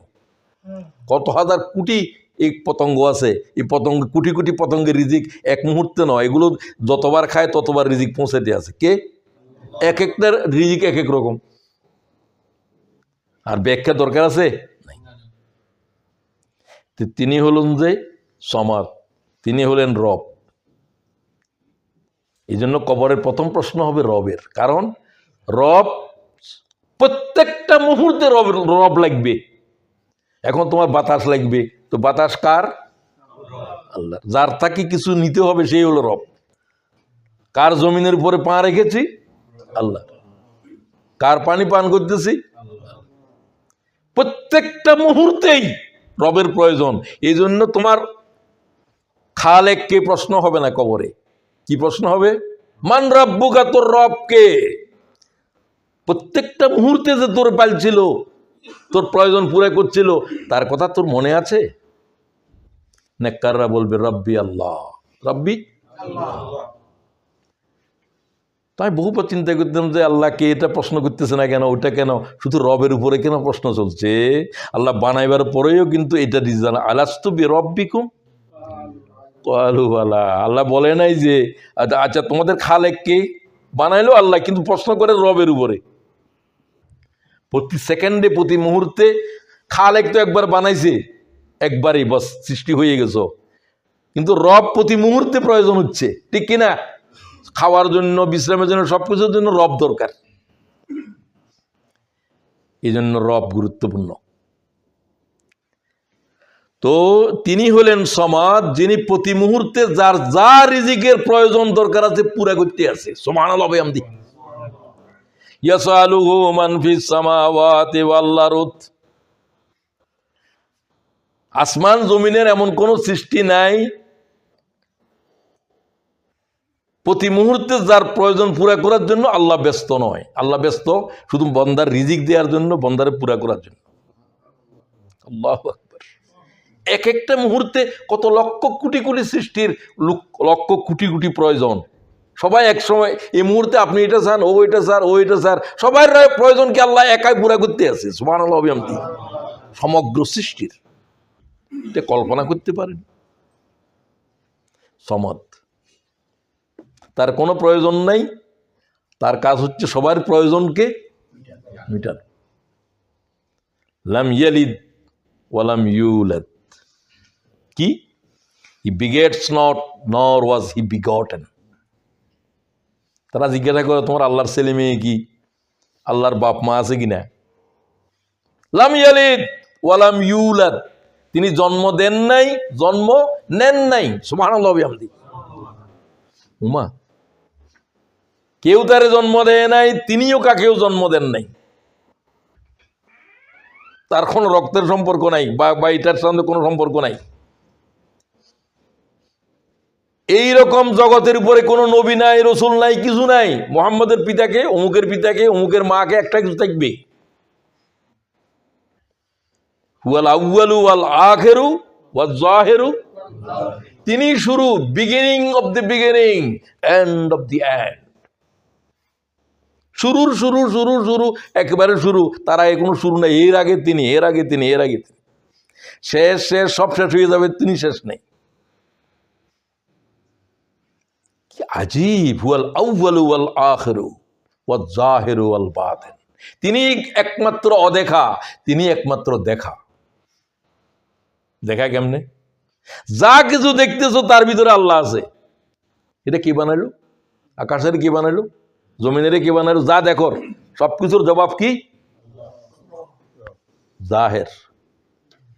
প্রকাশ্যেও তিনি, গোপনেও তিনি, শুরুতেও তিনি, শেষেও তিনি। আল্লাহ তাআলা আমাদেরকে তৌহিদের ইলম দাও। সমস্ত ইমানিয়াতের মূল জিনিস তৌহিদ। তো আর এটা হলো সূরা ইখলাস। এখানে 4টি মানদণ্ড বলা হয়েছে আল্লাহ হওয়ার জন্য। এগুলো আল্লাহ ছাড়া আর কারো কাছে এই গুণাবলী নাই। ওয়াহেদ কেউ নাই। সামাদ কেউ নেই, জন্ম দেয় নাই, জন্ম নেয় নাই, কিছু নেই। আর ওয়ালাম ইয়াকুল্লাহু কুফুয়ান আহাদ, তার সমকক্ষ, there is none comparable to him, কোনো ক্ষেত্রে তার সমান, তার কক্ষ, এটা আল্লাহর পারে, আমিও পারি। আল্লাহর সমকক্ষ হওয়ার সৃষ্টি জগতে বাইরে এখানে ওখানে কোথাও কি আছে? নাই, আনপ্যারালা। এই চারটে গুণ আল্লাহরে বুঝার মানদণ্ড। খুব ভালো করে, এই জন্য সূরা ইখলাস কোরআন শরীফের 3 ভাগের 1 ভাগ উলুম হলো সূরা ইখলাস। সুবহানাল্লাহ। এমনি শুনছেন যে 3 ভাগের 1 ভাগ সোয়াব, কোরআন শরীফ তেলাওয়াতের সোয়াব শুধু ইখলাসের ভিতরে। আরো ব্যাখ্যা হলো যে সারা কোরআনের যা উলুম আছে 3 ভাগের 1 ভাগ হলো ইখলাস। সুবহানাল্লাহ। আল্লাহ আমাদের সূরা ইখলাস বেশি করে পড়বেন। ইমাম বাইহাকি বলছেন, তোমরা আরফাতের জমিনের উপরে শুধু সূরা ইখলাস 100 বার পড়বা। আর পড়বা তৌহিদের আরেক কলমায়ে তৌহিদ, লা ইলাহা ইল্লাল্লাহু ওয়াহদাহু লা শারীকা লাহু লাহুল মুলক ওয়া লাহুল হামদ ওয়া হুয়া আলা কুল্লি শাইইন কাদির। সব কথাগুলো কার জন্য? রাসূলুল্লাহ বলছেন, আমি যত জিকির করেছি, যত কিছু পড়েছি, তাসবিহ তাহলিল, লাখো পয়গম্বর যা পড়েছে সবচাইতে শ্রেষ্ঠ হলো এই কলেমা। সুবহানাল্লাহ। বলেন তো কলমাটা, ওয়াহদাহু লা শারীকা লাহু লাহুল মুলক ওয়া লাহুল হামদ ইউহয়ী ওয়া ইউমীত, এটাও বলতে পারেন, ওয়া হুয়া আলা কুল্লি শাইইন কাদির। শুধু বাজারে গিয়ে যদি কেউ এই দোয়াটা পড়ে, বাজার টাজার কিচ্ছু করলো না, বাজার তখন ঘুরে চলে আসলো, 6 লক্ষ নেকি হবে। কেউ বলছে 10 লক্ষ। সাহাবীরা শুধু এই দোয়া পড়ার জন্য বাজারে যেত। বাজার কিছু আজকে দরকার নাই, দোয়াটা পড়ে আসি, এটাই তো বড় বাজার। বুঝছে যে দুনিয়া কি জিনিস, আখেরাতে এগুলোর মূল্য কি হবে, এক একটা নেকির। তো প্রত্যেকদিন তো আসার সময় শপিং সেন্টার, তো আপনি এটার শপিং সেন্টার, এটাই বাজার আর কি। তো আপনি মসজিদে আসতেছেন, আপনি তো নামাজ পড়বেন, তো বাজার ক্রস করে আসতেছেন, দোয়াটা পড়ে নেবেন। আজকে থেকে কি শুরু হবে? 10 লক্ষ নেকি রাখবেন কোথায় এত নেকি? একটা নেকির দাম কিয়ামতের জমিনে এত বেশি হবে যে তামাম দুনিয়া দিতে চাইবে একটা নেকি। আর একটা নেকির জন্য জান্নাতে যেতে পারতেছে না, মায়ও দিবে না, বাপেও দিবে না, পালাবে। বাপে বলে, বাজির আমার তো কোনো হিসাব হয় নাই, আমার যদি কম হয় আমি কোথায় পাবো? এটা বলা হয়েছে, আজিয়া মায়ের থেকে সন্তান পালাবে কিয়ামতের মাঠে, সন্তান থেকে তার মা পালাতে থাকবে। আর গুলার কথা বাদ দাও। ইয়াউমা ইয়াফিরুল মারউ মিন আখিহি ওয়া উম্মিহি ওয়া আবি ওয়া সাহিবাতিহি ওয়া বানি। স্ত্রী স্বামীর পরিচয় দেবে না, মা সন্তানের পরিচয় দেবে না, আল্লাহর কোরআন বলছে। সুবহানাল্লাহ। সেই দিন বুঝবা নেকি কি জিনিস, যখন পাল্লার উপরে নেকি তোলা হবে, বদি তোলা হবে। একটা নেকির জন্য তুমি জান্নাতে যেতে পারবে না। আল্লাহ কারো কাছ থেকে পাও কিনা দেখো, তোমার আপনজন, বন্ধু বান্ধব। আল্লাহ আবার বলে দিল যে একটা নেকি দেওয়ার জন্য তার কোনো আপনজন, তার মা পর্যন্ত, সন্তানের জন্য মা, মায়ের জন্য সন্তান, একটা নেকি দেওয়ার জন্য রাজি হবে না। সুবহানাল্লাহ। তো এখন তো 10 লক্ষ শুধুমাত্র একটা কলমা পড়লে পাচ্ছ, তারপরে মিয়া বসে বসে আড্ডা মারো। তো আড্ডা মারার কত সময় গেল? তো তুমি সুবহানাল্লাহ যদি 33 বার, আলহামদুলিল্লাহ 33 বার, আল্লাহু আকবার 33 বার পড়ে তারপরে এটা পড়াও, এটা উত্তম কলমা। এটা বলছে সাগরের, আটলান্টিক দরিয়া, প্রশান্ত মহাসাগরীয় দরিয়ার উপরে যে ফেনা আছে, এই পরিমাণ গুনাহ আল্লাহ তাআলা এই তসবির সাথে ক্ষমা করে দেয়। প্রতি নামাজে তো পড়েন না? ফরজ নামাজের পরে পড়েন কিনা? বেশি দেরি করেই পড়িয়েন না, যে নামাজের পরে সুন্নতের আবেতা আছে, কায়দা সুন্নত আছে। একবার বসলেন তো 1 ঘন্টার জন্য কি জিকির করেন নিয়ে আপনি, সুন্নতে মুআক্কাদা রয়ে গেছে না? তো তাড়াতাড়ি শেষ করতে হবে। যেগুলো এখানে দিছে লিস্টি টিস্টি তো আছে কোথাও, তোমাদের এখানে দেখিয়েন না। আচ্ছা যাই হোক, ওগুলা পড়ে তাড়াতাড়ি দাঁড়া যেতে হবে। যে নামাজে পরবর্তী সুন্নত নাই, যেমন ফজরে নাই, ওখানে তসবিহ একবারে লম্বা করো। ওই কথা বুঝলেন নি? এটা মশলা হিসাবে বললাম। আচ্ছা, এই ইমানটা থাকে কোথায়? ইমানের অবস্থান কোথায়? ক্বালাতিল আরাবু আমান্না, বেদুইনেরা বলছে আমরা ইমান আনছি। মোহাম্মদ বলে দাও ইমান আনে নাই। ইমান আনা কারে কই বুঝেও নাই।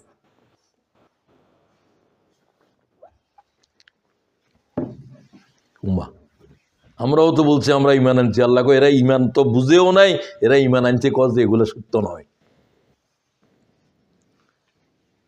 আরব মানে হলো যাদের জ্ঞান নাই, মরুভূমির বৌদ্ধ। এই যে আমরাও আরব, যারা অশিক্ষিত, তারা বলতে আমরা তো ইমান আনছি কিছু কি বলতেছে সে বুঝতেছেও না। এলেম ছাড়া, এলেম হচ্ছে ইমানের শর্ত।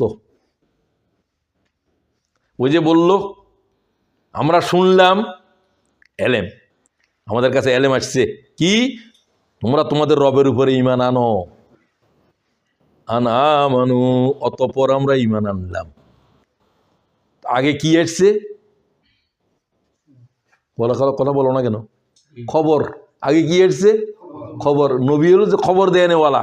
নবী খবর দিল যে আল্লাহ ছাড়া আর কোনো রব নাই। এই কথার উপরে কি আনো? ইমান আনো। তুমি এখন আনতেও পারো, নাও আনতে পারো। যে আনলো ইমান আনলো, সে মুমিন হলো। আমেনু, আমরা ইমান আনলাম। আমরাও তো ইমান আনছি। আল্লাহ কাছে ইমানটা আনলে যে কিভাবে আনলে? এটা খালি মুখের ভিতরে বললে হবে না, তোমার কলিজার ভিতরে ইমান এটা ঢুকছে। ওয়ালাম্মা ইয়াদখুলুল ঈমান ফি কুলুবিকুম, যাদের কলিজার ভিতরে ইমান ঢুকে নাই, এদের মুখের ইমানের নাম ইমান নয়। সুবহানাল্লাহ। কলিজার ভিতরে ঢুকা মানে কি?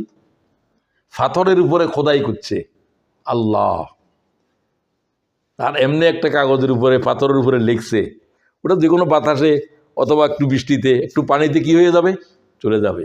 এটা এই লেখা দ্বারা হবে না।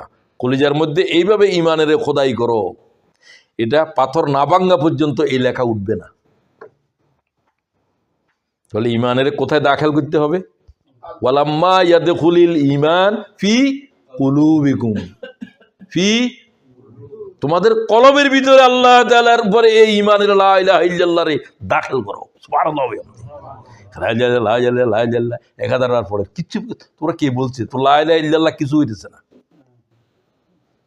আর পড়ার সময় লা রে টানলেও না। লা ইলাহা ইল্লাল্লাহ যদি না টানি পড়ো তাহলে কুফরি কালাম। নিশ্চয় আল্লাহ আছে, ইলা আছে, ইল্লাল্লাহ আছে, আবার নিশ্চয় আছে। যখন লা টানি দিব, নাই নাই নাই, কোনো ইলাহা নাই, লা। আর লা বলছে লা রাইবা ফি, মানে আল্লাহর কোরআনে সন্দেহ আছে। লা রাইবা ফি, কোনো সন্দেহ নেই।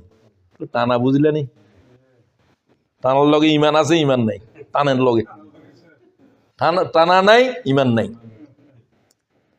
যালিকাল কিতাব লা রাইবা ফি, এখানে কি লা রাইবা না লা রাইবা? এই টানের সাথে ইমান থাকবে, তার না টানলে ইমান চলে যাবে। এলেম কত দরকারি জিনিস, এলেম কি গুরুত্বপূর্ণ জিনিস। এইভাবে পড়তেছে যে লারে কোনো টান দেবার সুযোগ নেই, খালি কোনো কোনো পড়ের। হায় হায় হায়, তুই এইভাবে এতবার না পড়ি, একবার পড়ছে না ভালো করি। লা ইলাহা ইল্লাল্লাহ বলো, মুহাম্মাদুর রাসূলুল্লাহ।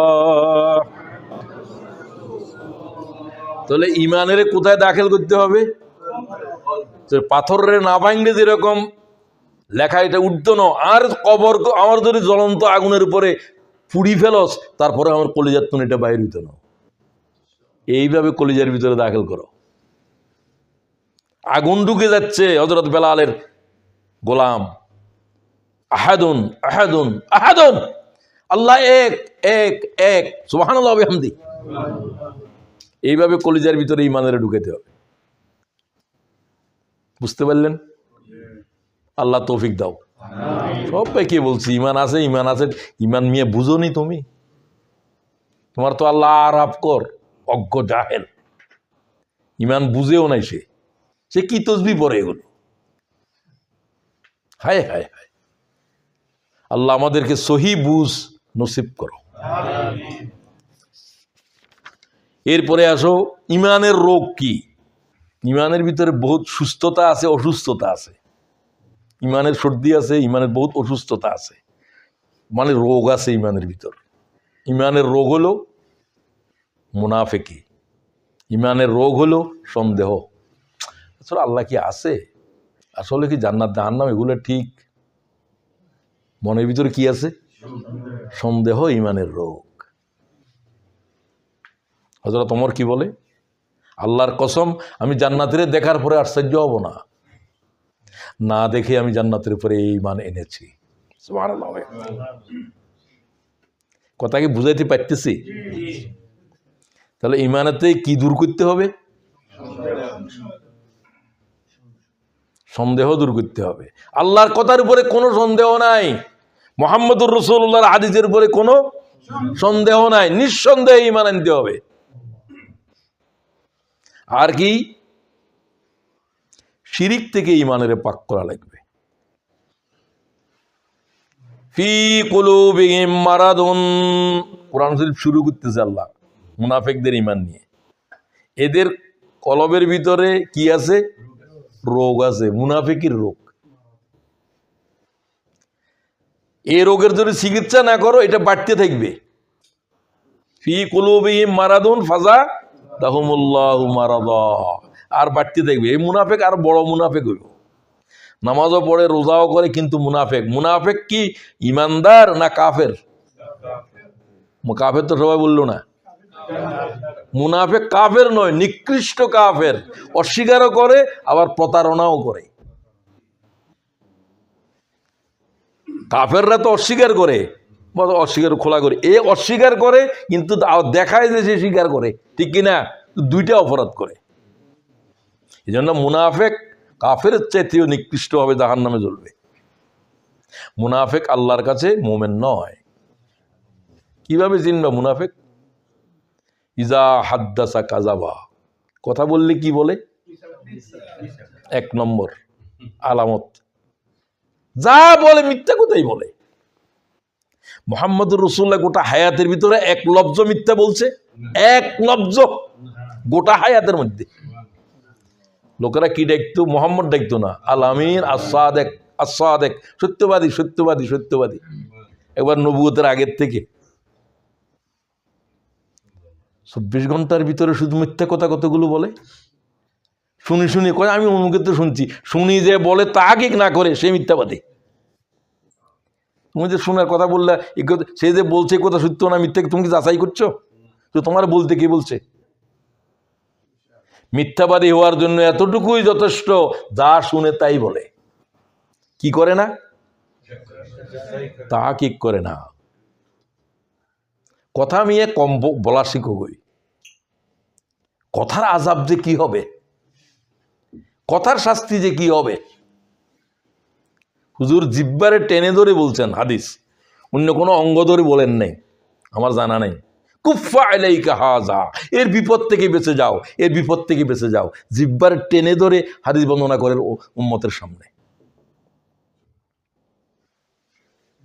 মিথ্যা কথা, গীবত করা, শেকায়েত করা, তেনাদারি করা, উমুকের কষ্ট দেওয়া, সব মূল কি? জিব্বা। ইবাদতও করতে পারো, কিন্তু এটা না করে শুধু সারাক্ষণ গীবত, গীবত, গীবত, গীবত, গীবত। জিন্দিগিতে গীবতে শেষ করে দিল সমস্ত আমলের, সমস্ত আমল খতম করে দিচ্ছে জিব্বা। হুজুর কয় দুইটা অঙ্গ তোমার, হাত পা চোখের ভিতরে দুইটা অঙ্গের ব্যাপারে যদি তুমি সতর্ক হও এবং সাবধান থাকো, তুমি যদি এই দুইটা অঙ্গের জামিন হইতে পারো, আমি মুহাম্মদ তোর জান্নাতের জামিন হইলাম। সুবহানাল্লাহ। কি কি?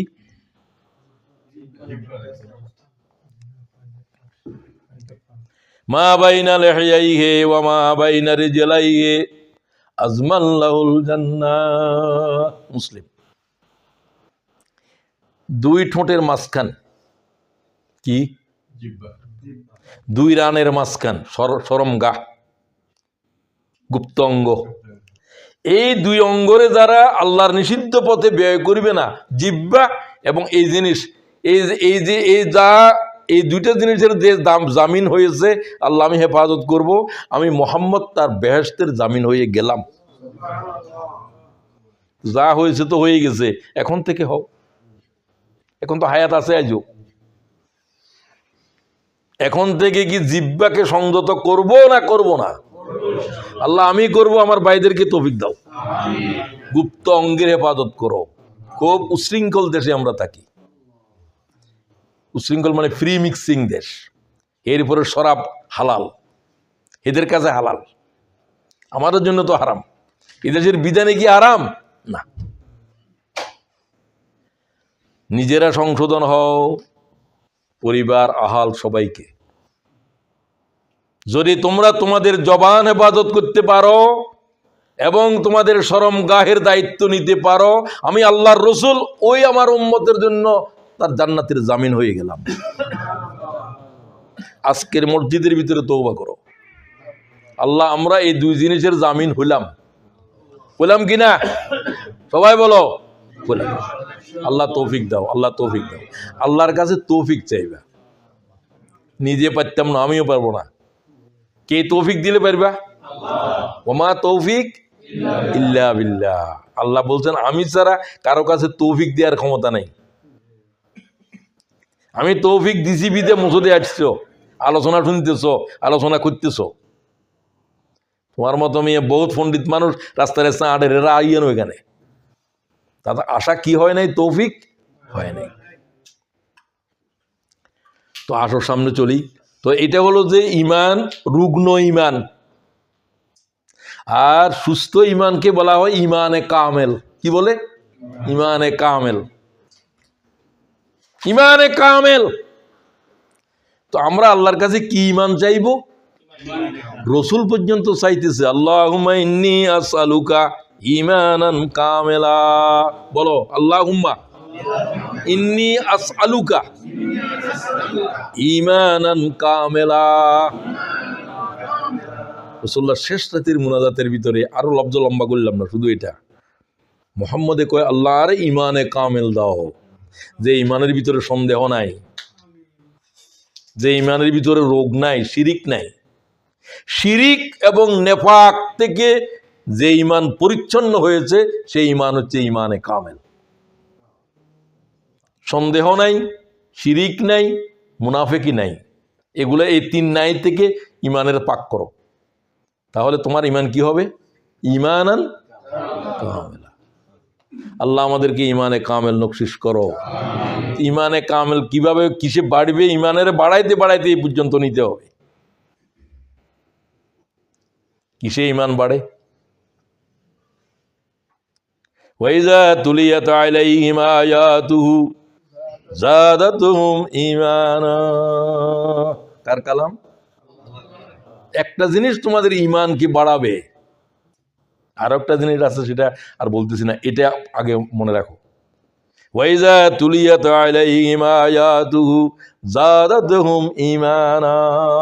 ঈমান, ঈমান আরো বাড়বে, আরো বাড়বে, আরো বাড়বে। কিসে?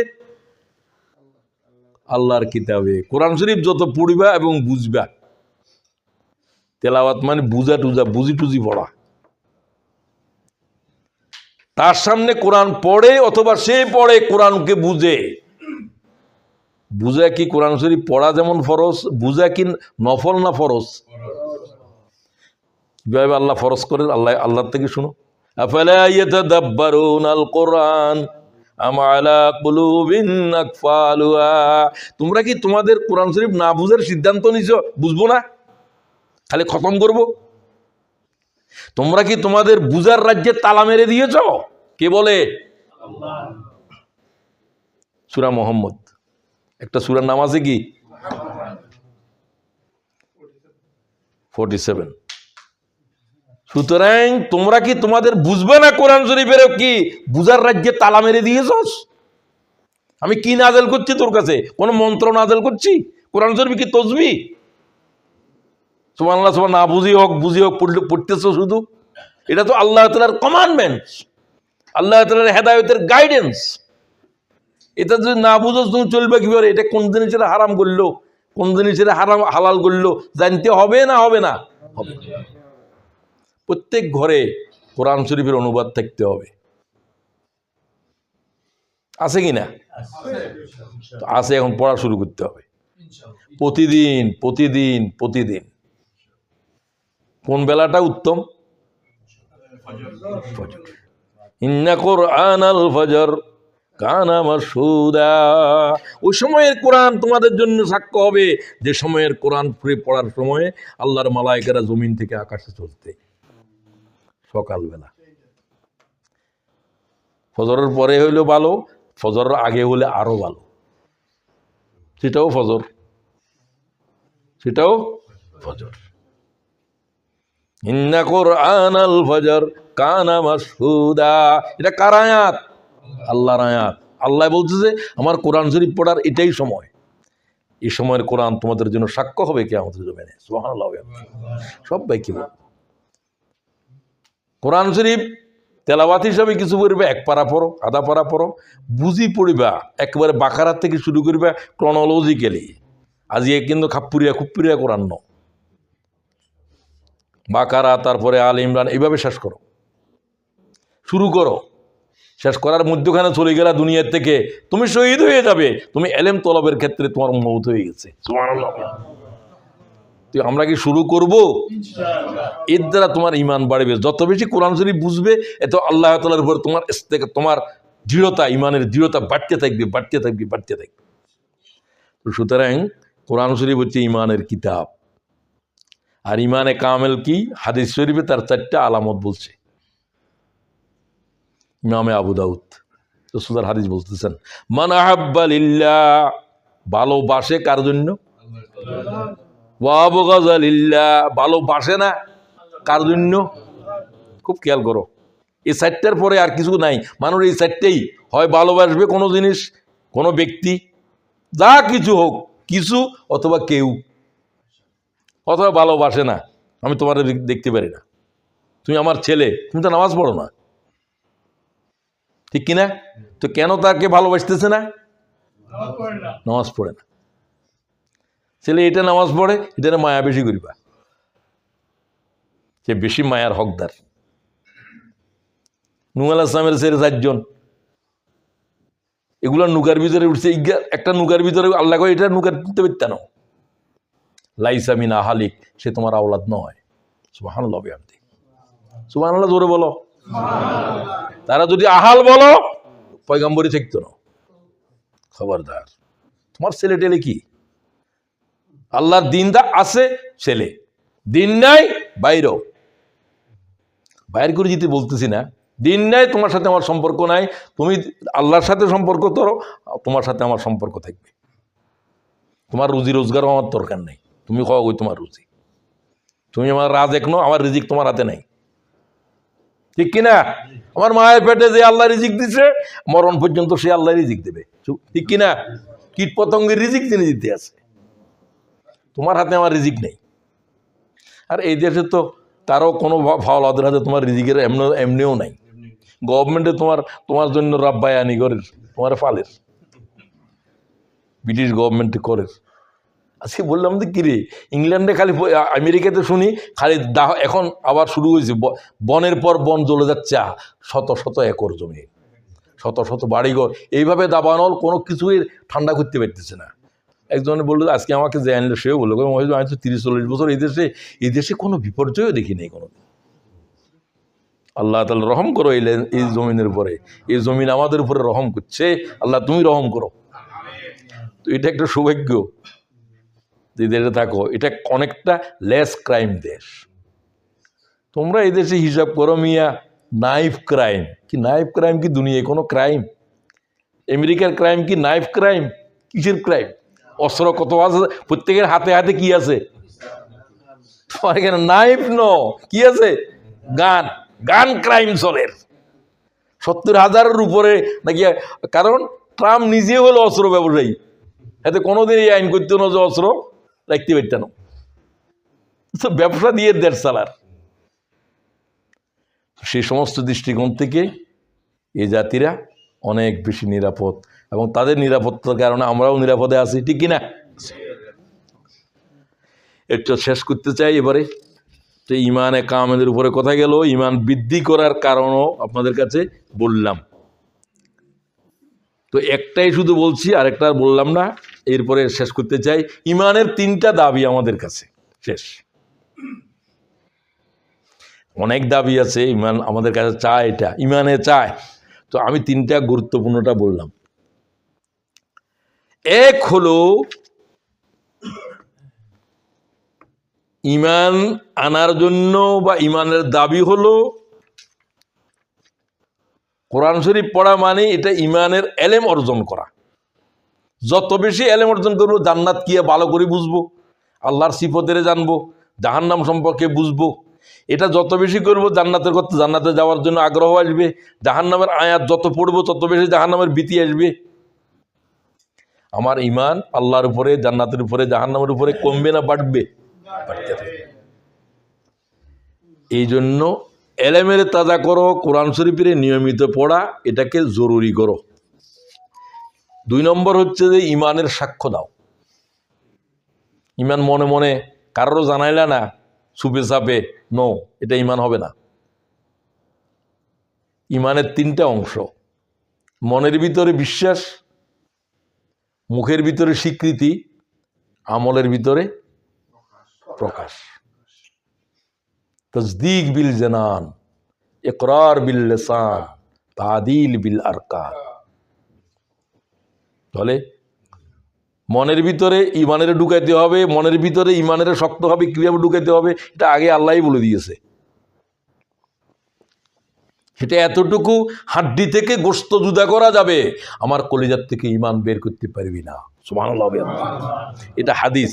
আমি হাদিসগুলো আর লম্বাজের সময় সংক্ষেপ করে ফেলতেছি। তাদের হাড্ডি থেকে গোশতরে জুদা করেছে, তারা বলছে আমরা ইমান ছাড়বো না। সুবহানাল্লাহ। জ্বলন্ত আগুনে নিক্ষেপ করে দিয়েছে, রাসূলুল্লাহ বলছে জ্বলন্ত আগুনে পুড়ে যা, ইমান ছাড়া যাবে না। সুবহানাল্লাহ। আল্লাহ তাআলা মেহেরবানি করে আপনি ইমানের উপরে এইভাবে যে শক্তভাবে ইমানের সাক্ষ্য দেওয়া, জীবন্ত আগুনে পুড়ে যাবে তারপরেও কুফরি করবে না। জান বাঁচানো ফরজ, কোন পাগলে বলছে জান দেওয়া ফরজ। জান এটা কি নতুন কাপড় যে আলমিরাত রাখি দিবে? তুমি এটাকে ব্যবহার না করলেও তো এটা শেষ হয়ে যাব। আল্লাহর জন্য জানের দিতে হবে, ঠিক কিনা? এটা শহীদ, এই জন্য তারা সাক্ষ্য দিচ্ছে, জান দিতে দিতে সাক্ষ্য দিচ্ছে, আমার জানের চাইতে আল্লাহ তোর দিন বড়, ইমান বড়। সুবহানাল্লাহ। শাহাদা দিতে হবে, ঘোষণা দিতে হবে, ইমানের প্রকাশ করতে হবে। ও পৃথিবীর মানব জাতি সাক্ষী থাক, আশহাদু আল্লা ইলাহা ইল্লাল্লাহ, আমি সাক্ষ্য দিচ্ছি আল্লাহ ছাড়া কোনো মাবুদ নাই, মুহাম্মদ আল্লাহর বান্দা এবং রাসূল। এই কথা না বলা পর্যন্ত ইমান গ্রহণযোগ্য হবে না। আবু তালেব বিশ্বাস করত মুহাম্মদ আল্লাহর রসুল, দেখছে সবকিছু, মুহাম্মদের নাম ধরে দোয়া করছে। কাবা গর্বের সামনে আবু তালেবে আকাশের মেঘের দিকে কোথায়, ও মেঘ আকাশ থেকে বৃষ্টি দে, মুহাম্মদের দিকে চেয়ে বৃষ্টি দে। আবু তালেবে কয় সুবহানাল্লাহ, বৃষ্টি এসেছে। মুহাম্মদ কি জিনিস চাচা এটা ভালো করে বুঝে, কিন্তু বাপদাদার ধর্মের তুন ঘোষণা দিতে পারল না। আবু মৃত্যুর বিছানায় আবু জাহেল সব বসা আছে, আরবের নেতৃবৃন্দরা, রাসূলুল্লাহ সেখানে আছে। চাচারে কয় কানে কানে কয় তুমি আমার কানে কানে ইমানের সাক্ষী দাও। চুপ হয়েছিল। আবু জাহেল জিজ্ঞাসা করলো তুমি কি তোমার বাপের ধর্মের উপরে আসো না মুহাম্মদের ধর্মের উপরে আসো? কয় আমি আমার আব্বার ধর্মের উপরে আছি। শেষ। সাক্ষ্য দিল না। মুহাম্মদ যে রসুল বিশ্বাস করতো সেটা আল্লাহ বলছে কোরআনে, ইয়ারিফুনাহু কামা ইয়ারিফুনা আবনাহুম। ছেলেরে বাপে যেরকম চিনে, আবু তালেব মুহাম্মদকে এরকম চিনছিল। মুহাম্মদ আল্লাহ রসুল। সুবহানাল্লাহ। কি দেয় নাই? সাক্ষ্য দেয় নাই। আমি তো ভালো অনেক কিছু আমি বলতে পারতাম না, বলতে না বললে তোমার ইমান নাই। কারণ শাহাদাতের উপরে অত্যাচার, জুলুম কখন আসবে? মনে মনে আছে জুলুম নাই, যখন শাহাদাত দিবা তখন তোমার উপরে জুলুম শুরু হবে, ঠিক কিনা? হ্যাঁ, জুলুম করো, মারি ফেলো, যা কিছু করো, ইমানের সাক্ষ্য দিতে হবে। আল্লাহ তৌফিক দাও। এই গেল ইমানের দাবি, শাহাদাত পেশ করা। ওই যে বললো, আমরা শুনলাম আমাদেরকে ইমানের দিকে ডাকা হয়েছে, আন আমেনু, আমরা কি আনলাম? ইমান আনলাম। তোমাদেরকে ইমান আনতে হবে, ইমানের সাক্ষ্য দিতে হবে। আর ইমানের দাবি হলো প্রত্যেক দিন ইমান আনতে হইব। গতকালের ইমান দিয়ে আজকে চলতো না। মোবাইলের চার্জ কবে দিতে হয়? প্রত্যেকদিন দিতে হবে। হ্যাঁ, আচ্ছা যাই হোক, মোবাইল না হলে ফেসবুক যেভাবে বুঝো, মোবাইল বলো যা বলো, চার্জ না দেওয়া পর্যন্ত চলতো না। ইমানের চার্জ দিতে হবে কতদিন? মৌতের বিছানায় পর্যন্ত চার্জ দিতে হবে। কারণ শয়তান ইমানের থেকে মানুষদেরকে বিচ্যুত করতে আছে, তোমারে আমারে প্রত্যেকেরে। তো আমি আমার ইমানের সংরক্ষণ করা লাগবে। ইয়া আইয়ুহাল্লাযীনা আমানু আমিনু, এই ইমানদাররা তোমরা কি আনো? তো তারা তো ইমান আনছে, আবার ইমান আনবো কি? তার মানে ইমান আনছো যে এটা দিয়ে চলতো না। গতকালও আনছো, আজকে আবার আনো, ওই কোরআন শরীফ আবার পড়ো, আবার আল্লাহর উপরে আবার ঘোষণা দাও, আবার ইমানের কথা বলো, আবার ইমানের শাহাদাত দাও। মরণের বিছানা পর্যন্ত প্রতিদিন শুধু ইমান আনতে হবে। সুবহানাল্লাহ। এটা অনেকেই আমরা বুঝি না। 40 বছর আগে ইমান আনছো, তোমার কলমাও তো ঠিক নেই এখনো, কারো শুনাইছো? আচ্ছা, আর কলমাটা ঠিক আছে কিনা? তুমি কি লা ইলাহা ইল্লাল্লাহ বলো না আজও লা ইলাহা ইল্লাল্লাহ বলো? আল্লাহু আকবার বলো না আল্লাহু আকবার বলো? আরেকজনের শুনাইতে হবে। আমার কলমা শাহাদাতটা ঠিক আছে কিনা শুনতো বাবা। তার মানে তুমি প্রতিদিন তোমার ইমানের তাজা করতেছো, প্রতিদিন তোমার ইমানের সুস্থ করতেছো, প্রতিদিন তোমার ইমানের গেঁজা দিতেছো। ইমানের গেঁজা হলো কোরআন শরীফ। সুবহানাল্লাহ। যত বেশি কোরআন শরীফের ইলম দিবা, ইমান তত বেশি তাজা হতে থাকবে। সুবহানাল্লাহ। তো ইমানের সবলতা দুর্বলতা আছে, সুস্থতা অসুস্থতা আছে। শক্ত ইমান কোনটাকে বলে? মান রাআ মিনকুম মুনকারান ফালাইয়ুগাইয়িরহু বিয়াদি। কুফরি যখন দেখবে সে হাত প্রয়োগ করবে, এই থামবি না থামবি না। যেখানে করতে পারো, ছেলের উপরে পারিবা, পরিবারের উপরে পারিবা। আমি মারামারি করতে বলতেছি না, বুঝানোর জন্য বলছি। যদি এতটুকু না পারো, প্রতিবাদ করো মুখ দিয়ে। ফাইন লাম ইয়াসতাতি ফাবিলিসানি, যদি হাত প্রয়োগ করতে না পারো, অবস্থা নাই, তাহলে কি করো? জিহ্বা দিয়ে প্রতিবাদ করো অন্যায়ের। দ্বিতীয়, যদি তাও করতে না পারো, এটাও সহ্য করতে পারতেছে না, অথবা এই দেশের আইনে কভার করেন না, তাহলে অন্তত ঘৃণা হলেও করো অন্যায়ের প্রতি। কি করো? যালিকা আযাফুল ঈমান। এটা হলো 3 নম্বরের ঈমান। ঈমানের জীবন আছে, আর কিছু নাই, খালি কোন রকমের রূহ আছে, এখনো মরে নাই। আছে না? হাত তুলতে পারেন না, পা তুলতে পারেন না, তোমার আবার কি অবস্থা? সেন্স নাই, এখনো রূহ যায় নাই। এটা হলো এই জাতের ঈমান, কিন্তু ঈমান আছে। তো এই অবস্থা থাকবে না, ঈমানের সুস্থ করতে হবে, সুস্থ করতে হবে। এই ঈমান হলে তুমি কবরে যাবে, তোমার ঈমান এর আগে চলে যাবে যে কোনো সময়। এখন বুঝো ঈমানের ওই যে মানা হাব্বা লিল্লাহ ওয়া আবগাযা লিল্লাহ, ভালোবাসবো আল্লাহ তোর জন্য, ভালোবাসবো না তোমার জন্য। ওয়া আতা লিল্লাহ ওয়া মানা লিল্লাহ, দিব আল্লাহর জন্য, দিব না। ছেলেরা আসে কয় যে সরস্বতী পূজার জন্য চাঁদা দিন স্যার। আমরা যখন কলেজে ছিলাম, আমি বললাম যে তুমি তোমার লেখাপড়ার জন্য অসুবিধা থাকলে বলিও, আমি সিগনেচার করব, তোমার সহযোগিতাও করব। তো সরস্বতী পূজার জন্য তো দিতে পারবো না, আমার কাছে সরস্বতী পূজা হারাম আমার ঈমান মতে। তো এটার জন্য আমি তোমার সহযোগিতা করতে পারবো না। তুমি অসুবিধা আছো, তুমি অনাহারে আছো, তোমার খাবার দিতে পারবো, তোমার মা চিকিৎসার টাকা দরকার, টাকা নিও। কথা বুঝতে পারলা? খুব খেয়াল করো, আমি দিলাম না কেন? আমার ঈমান দিতে দিচ্ছে না।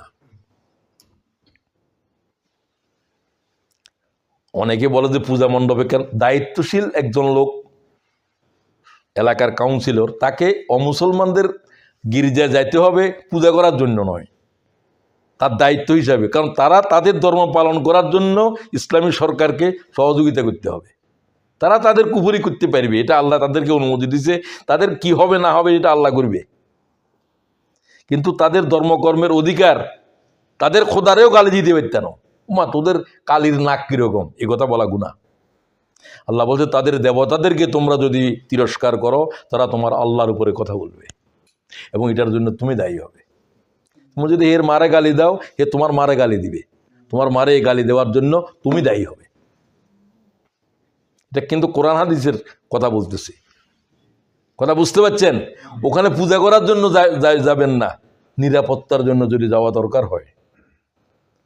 কারণ ওনার শত্রুরা কি করবে, কয় যায় বাংলাদেশে এখন মুসলমানরা নিরাপদ নয় করে গোলমাল পাতায় দোষার, ঠিক কিনা? তখন তোমরা দরকার হলে তাদের পূজা মণ্ডপ পাহারা দাও, এটাও এবাদত।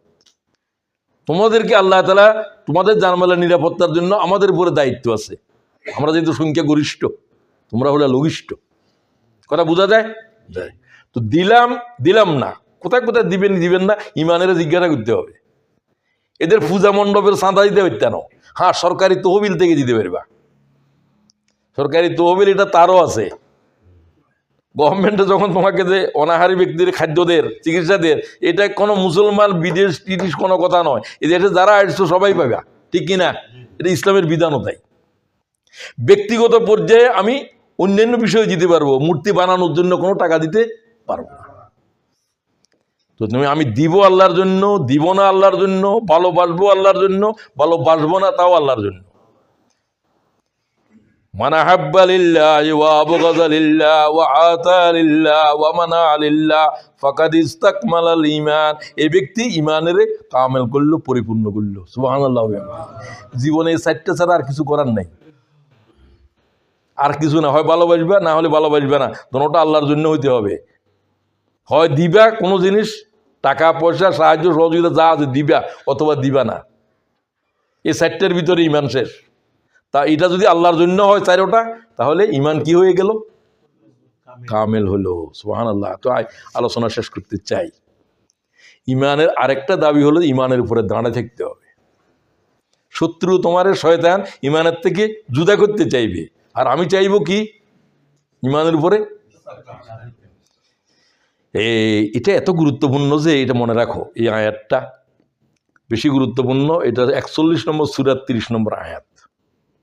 ইন্নাল্লাযীনা ক্বালু রাব্বুনাল্লাহ, যারা ঘোষণা দিল আমাদের রবকে, সুম্মাস্তাকামু, এই কথার উপরে দাঁড়ায় থাকলো, নড়বো না, মরণ পর্যন্ত দাঁড়ায় থাকবো। যদি থাকো, তাতানাজ্জালু আলাইহিমুল মালায়েকা, ওই ব্যক্তির মরণের সময়ে মালায়েকা হাজির হয়ে বলবে তোর জন্য আখিরাতের জীবনে কোনো ভয় নাই, তুই ঈমানের উপরে দাঁড়াইছিলি। এই আয়াত 3 বার শোনানো হবে মৃত্যুর বিছানায়, খুব সাকরাতের সময়, যখন কাফেরদের জান কবজ করার জন্য মালায়েকারা তার জবানের উপরে, তার পিঠের উপরে লাথি মারতে থাকে। কোরআনের আয়াত। সেই সময়ে মালায়েকারা নেককাররে বলে তোমার জন্য ভয় নাই, তুমি ঈমানের উপরে কি ছিলা? দাঁড়িয়েছিলা, সাবেত ছিলা, ইস্তেকামত ছিলা। কবরে যখন যাবে একাকী, কেউ নাই, তোমার ভয়ের কোনো কারণ নাই। এই আয়াত আবার শোনানো হবে। ইন্নাল্লাযীনা ক্বালু রাব্বুনাল্লাহ, আল্লাহর রব বলে ঘোষণা করছিলা, এই কথার উপরে দাঁড়াইছিলা। দুনিয়ার কোনো অত্যাচার, কোনো জুলুম, কোনো ফাঁসি তোমাকে আল্লাহ তাআলার এই কলেমা থেকে এক চুল হটাইতে পারে নাই। তোমার উপরে আল্লাহ রাজি, তুমিও আল্লাহর উপর রাজি ছিলা। সুবহানাল্লাহ। এই ইস্তেকামত হচ্ছে ঈমানের দাবি। ঈমান আনছো কিন্তু ঈমানের উপরে খাড়া নাই, কোনো লাভ হলো না।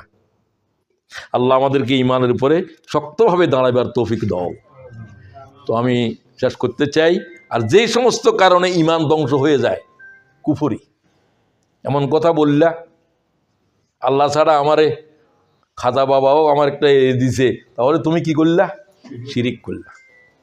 শিরিক করা, শিরিকের কথা বলা, শিরিকের সাথে কোনো সামঞ্জস্য রাখা, এগুলো সব ঈমান ধ্বংসের কারণ। আল্লাহ তাআলা আমাদেরকে ঈমানে কামেলের উপরে মৌত পর্যন্ত দাঁড়াবার তৌফিক দান করো। এবং ঈমানকে বৃদ্ধি করার জন্য যে কোরআন শরীফ পড়ার জন্য আল্লাহ বলে দিলেন, আল্লাহ সেই কিতাবকে জানার বুঝার তৌফিক দাও। রব্বানা যালামনা আনফুসানা ওয়া ইল্লাম তাগফির লানা ওয়া তারহামনা লানাকুনান্না মিনাল খাসিরিন। ربنا لا تزغ قلوبنا بعد إذ هديتنا وهب لنا من لدنك رحمة إنك أنت الوهاب اللهم إني أسألك إيمانا كاملا ويقينا صادقا ورزقا واسعا وعملا متقبلا ومريضا شافعا وولدا صالحا